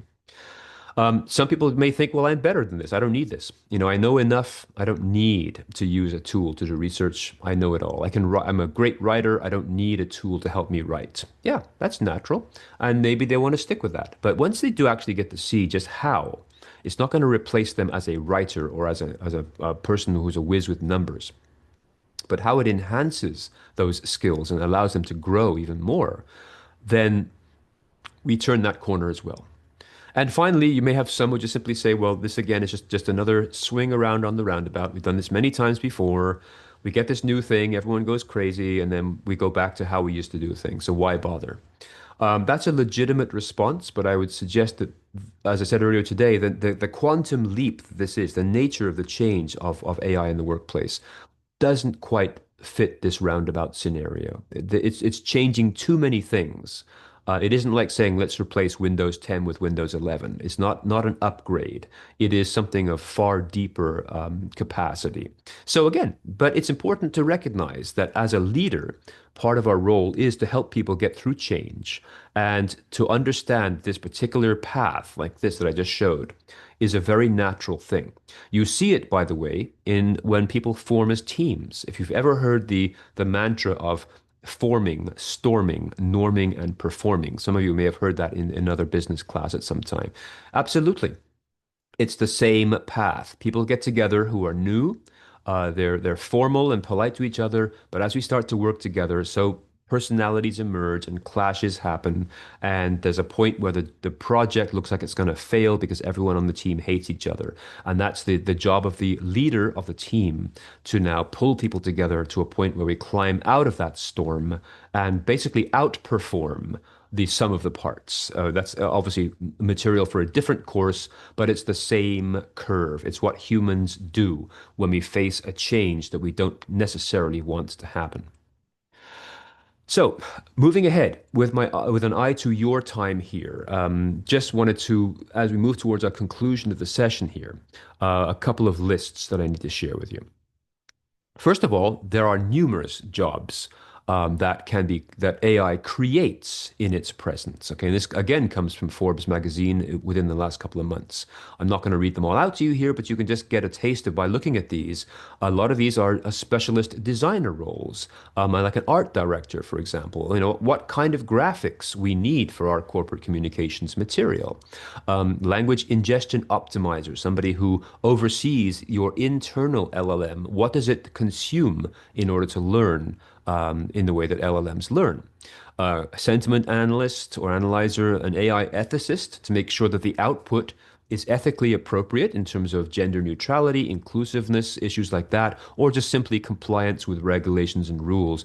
All of these are legitimate either jobs or roles within existing jobs that people can be upskilled into. And believe me, there's plenty of places you can go and learn these techniques. The fact is, it's like a car. You know, you can give a 15-year-old person a car for their birthday. That doesn't make them an expert driver. In fact, quite the opposite. We need to curate that carefully over time to create an expert driver out of a 15 or 16-year-old person. Not only, of course, because of a lack of experience, but also, of course, the physical nature of a person of that age. They're going to be less careful, less worried, and more aggressive in their approach. So the analogy is the same. This creates jobs or roles within jobs. So what it quote unquote takes away with one hand, it gives with the other. And that again is a role of you yourself as a leader to assess what do we need in our organization? Do we need somebody on our team to teach others how to use AI as an instructor, or someone to focus on security issues of how AI is being used both to maintain our own cybersecurity, but also how is it being exploited by bad actors to try and penetrate our walls socially by using the techniques that fool people into giving over the keys to the kingdom. So again, I always put that in because most of the time we think about what it takes away, but there's also a lot of what it gives.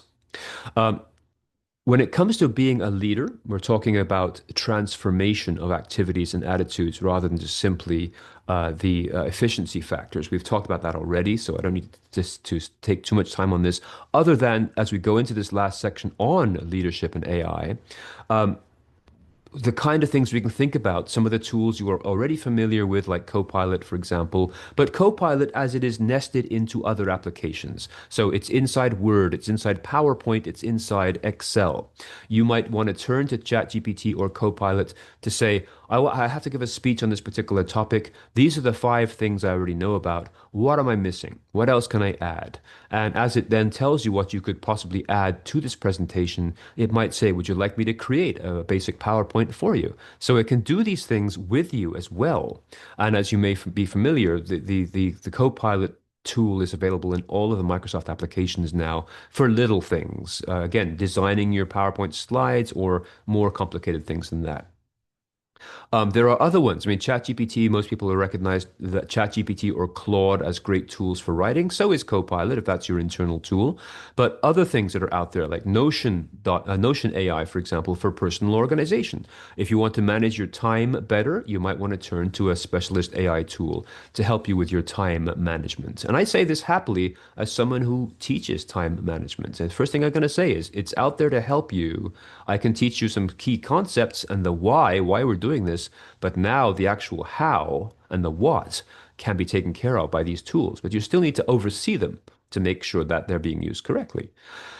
I spoke about Carbon already. We've got things such as analyzing tone in communications, doing what-if scenarios, translating data into stories. This is a fascinating example. Okay, there's many examples I could have put on this list, but let's take this one. Let's say we have a meeting, and the meeting is an hour long, and we transcribe the meeting, of course, for those who were not able to attend. And we also summarize the meeting down to its bullet point format. So we use AI to do that. But still, if I need you are not available to come to the meeting. I really want you to be up to speed on what happened in this 1 hour meeting. I'm not going to expect you to want to sit down and watch a 1 hour video of the meeting. But I can take that transcript and turn it into a podcast in which 2 people are talking about the topics in the meeting. Those two people are AI generated voices, but it becomes an like a discussion, a chat between the two people, which makes for a more intriguing approach to communicating what the meeting was about rather than having somebody read the minutes of the meeting. It's just a small example, but again, it's one that costs nothing. It takes mere minutes to create, but as an alternative way of delivering the knowledge from a meeting that somebody missed, you might want to think about turning it into a dialogue style podcast of 15 or 20 minutes, maybe 10 minutes of just the most important stuff from that 1 hour meeting. All I'm saying, I'm just using that as a small example of out of the box thinking where these tools can help people in ways other than simply replacing one thing after another. An intelligent summary of a transcript is just simply a replacement. But if you can turn that into a different form of media, now you've got another opportunity for people to learn in ways that they never have before. As again, we come to the conclusion of the concluding parts of this thing, I have a list of 8 things you may want to do. And again, don't try and read all this stuff. It's there on the PowerPoint. I will make the PowerPoint link available at the conclusion of our session once again, because it is in here. Nick did put it in a few minutes ago, and maybe I don't need to include it again. We did put it in after the break. So it's there about 1:45 p.m. in the chat transcript. So the 8 things I invite you as a leader to consider is, first of all, number 1, your own self-education. This is an ongoing and ever evolving technology. So where can you learn about what's going on, not just simply with AI, but within your industry as it pertains to what people are doing in the industry, which of course is completely and largely influenced by AI's presence. So do you check out LinkedIn on a daily basis? Do you go to your LinkedIn and read the comments from the people you are connected to? I highly recommend spending 5 minutes a day just going onto LinkedIn, not necessarily to say anything if you don't want to, but to see what your colleagues are saying, especially about things about, again, AI deployment, or maybe a conference or webinar they have attended that you don't need to go to, but just simply be aware this is what people are talking about, recommendations for resources and so on. So, self-education in every area, including direct research using Google or using Copilot itself to ask questions and learn about techniques, or even something as simple as ads. Even the ads you might see on your streaming social media might show things you need to know about, depending on how it's curated. The second thing I recommend, as I have alluded to earlier, is to look around your surroundings with a critical eye. What could we do better here? Where are we wasting time with meetings or too many emails, or other procedures that people get stuck on or hung up on? Lack of communication in certain areas. What can we improve just in the interest of continuous improvement, Kaizen? And as such, can we use these tools for that? Is there some way we can now do things better with this new tool? And also, of course, where does this tool reside? Are you going to have an external ChatGPT or Copilot, or an internal one that is nestled inside your network and is curated for the level of security you want? Next thing I invite you to do is to question yourself. How much do you know about this? Self-assessment is always vital at all times as a leader. How much do I know about this situation? What's my leadership style like in helping people move through this particular kind of change? How strong is my level of interpersonal relationship with my people? So even though we're still talking about AI and the changes that it brings along, again, question yourself as a leader. How much of a leader am I currently? What could I improve in my leadership style? How do I relate to the people that I lead, especially through this potentially traumatic change situation? What do I know about my people directly? What is their knowledge and understanding of generative AI? What is their level of comfort with change? What do they need to learn and upskill, and what opportunities do we have internally and externally to help people raise their skill levels with this? And what kind of classes or teaching would they be most comfortable with? Is it classroom type stuff, online stuff, or asynchronous lessons? I, as a related side point, love the fact you can ask ChatGPT or Copilot anything you want and get a pretty good response. You can also go to YouTube, because there's pretty much anything you want to learn how to do, somebody has made a YouTube video about it. So learning on demand is one of the greatest dividends of this era in which we work, that we can not cram all of these last 3 hours information into your memory and try to remember it all.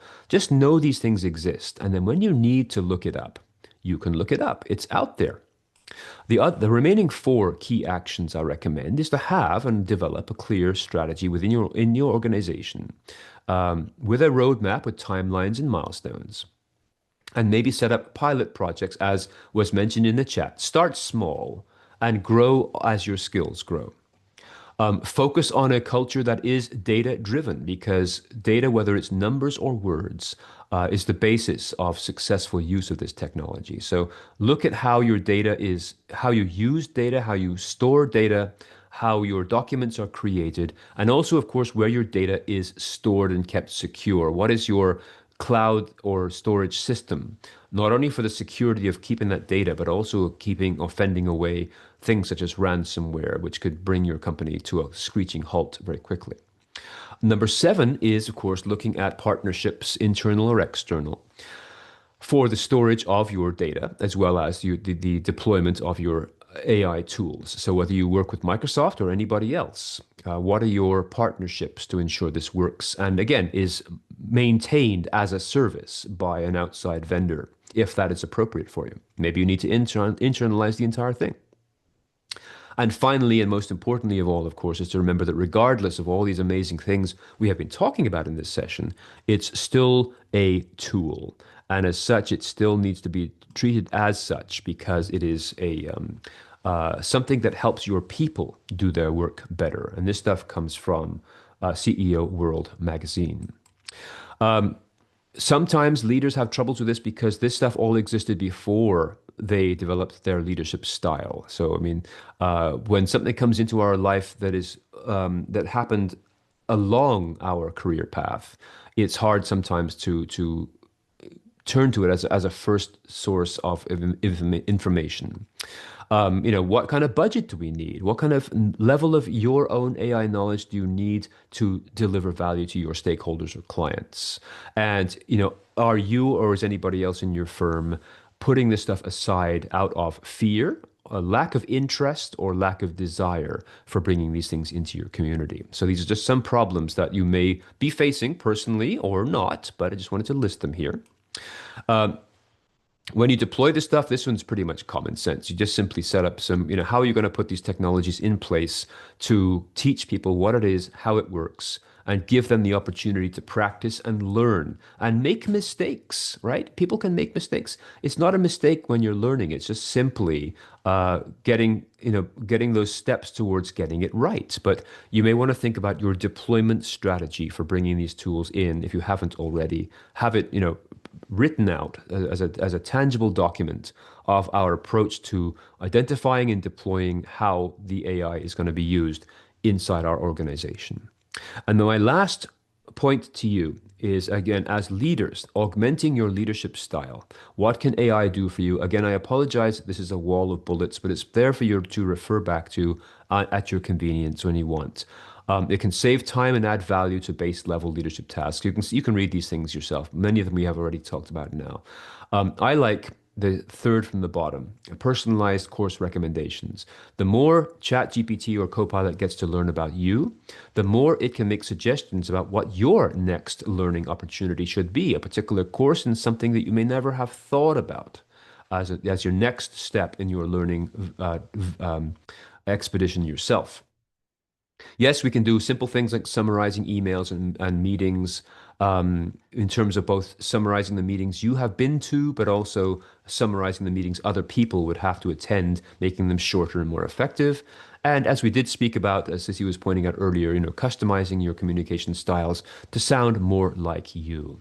So some of these are large scope concepts, some of them are very small and pedantic, but they're all valuable ultimately in terms of how you as a leader can perform. Now, this brings me to the conclusion of our presentation. I want to just share 2 last points with you before we conclude. The first one is, these are the many ways you can reach me. I invite you to do so. Sorry, go ahead. Nope, go ahead. Please. Okay. I just wanted to say this is my contact information here, including connecting on LinkedIn and maybe even the LinkedIn newsletter. I don't do this for self-aggrandizement myself. I do it because I'd like to share information like I'm doing right now. If I think it's worthwhile for you, then I want to share it out there. I have no other reason other than that. And secondly, you may notice I haven't paused to ask you if there are any questions because the session's now done and you need to get back to your other stuff. But that can happen afterwards. You can contact me anytime to talk about this stuff offline, technically speaking, after the session is done here to continue the learning. So I never want to throw that spanner in the works at the end here because you have other things to take care of. I am going to thank you. And again, if there's anything I missed, just connect with me and I'll pick that up as well. I otherwise want to thank you for your participation and attention here today and your comments. I think they were fantastic comments, both public and private chat here. I hope this was worth your time to get a few more things in place for your status as a leader, bringing AI into your working environment. And as such, I'd like to just hand it back to Nick to conclude the session. No, thank you again, Steve. It was a great session. And thank you everyone on the Collier side for joining. Again, just a reminder, if you do require verification for your PD, just to send me a quick email. I'll respond and confirm back to you. But yeah, thank you so much, Steve, and thank you everyone. Have a great day and have a great weekend. Indeed, yes, and it's lunchtime for you. So enjoy lunch and then enjoy your weekend as well. And I do honestly look forward to hearing from some of you or all of you in the future as and when you need. There's no charge for that. Just simply we just keep the conversation going. Okay. Good luck. Good luck with AI. Have fun. Thank you so much, Steve. Thanks everyone. Have a great day. Thank you. Bye. Thank you. Bye. Thank you. Thank you.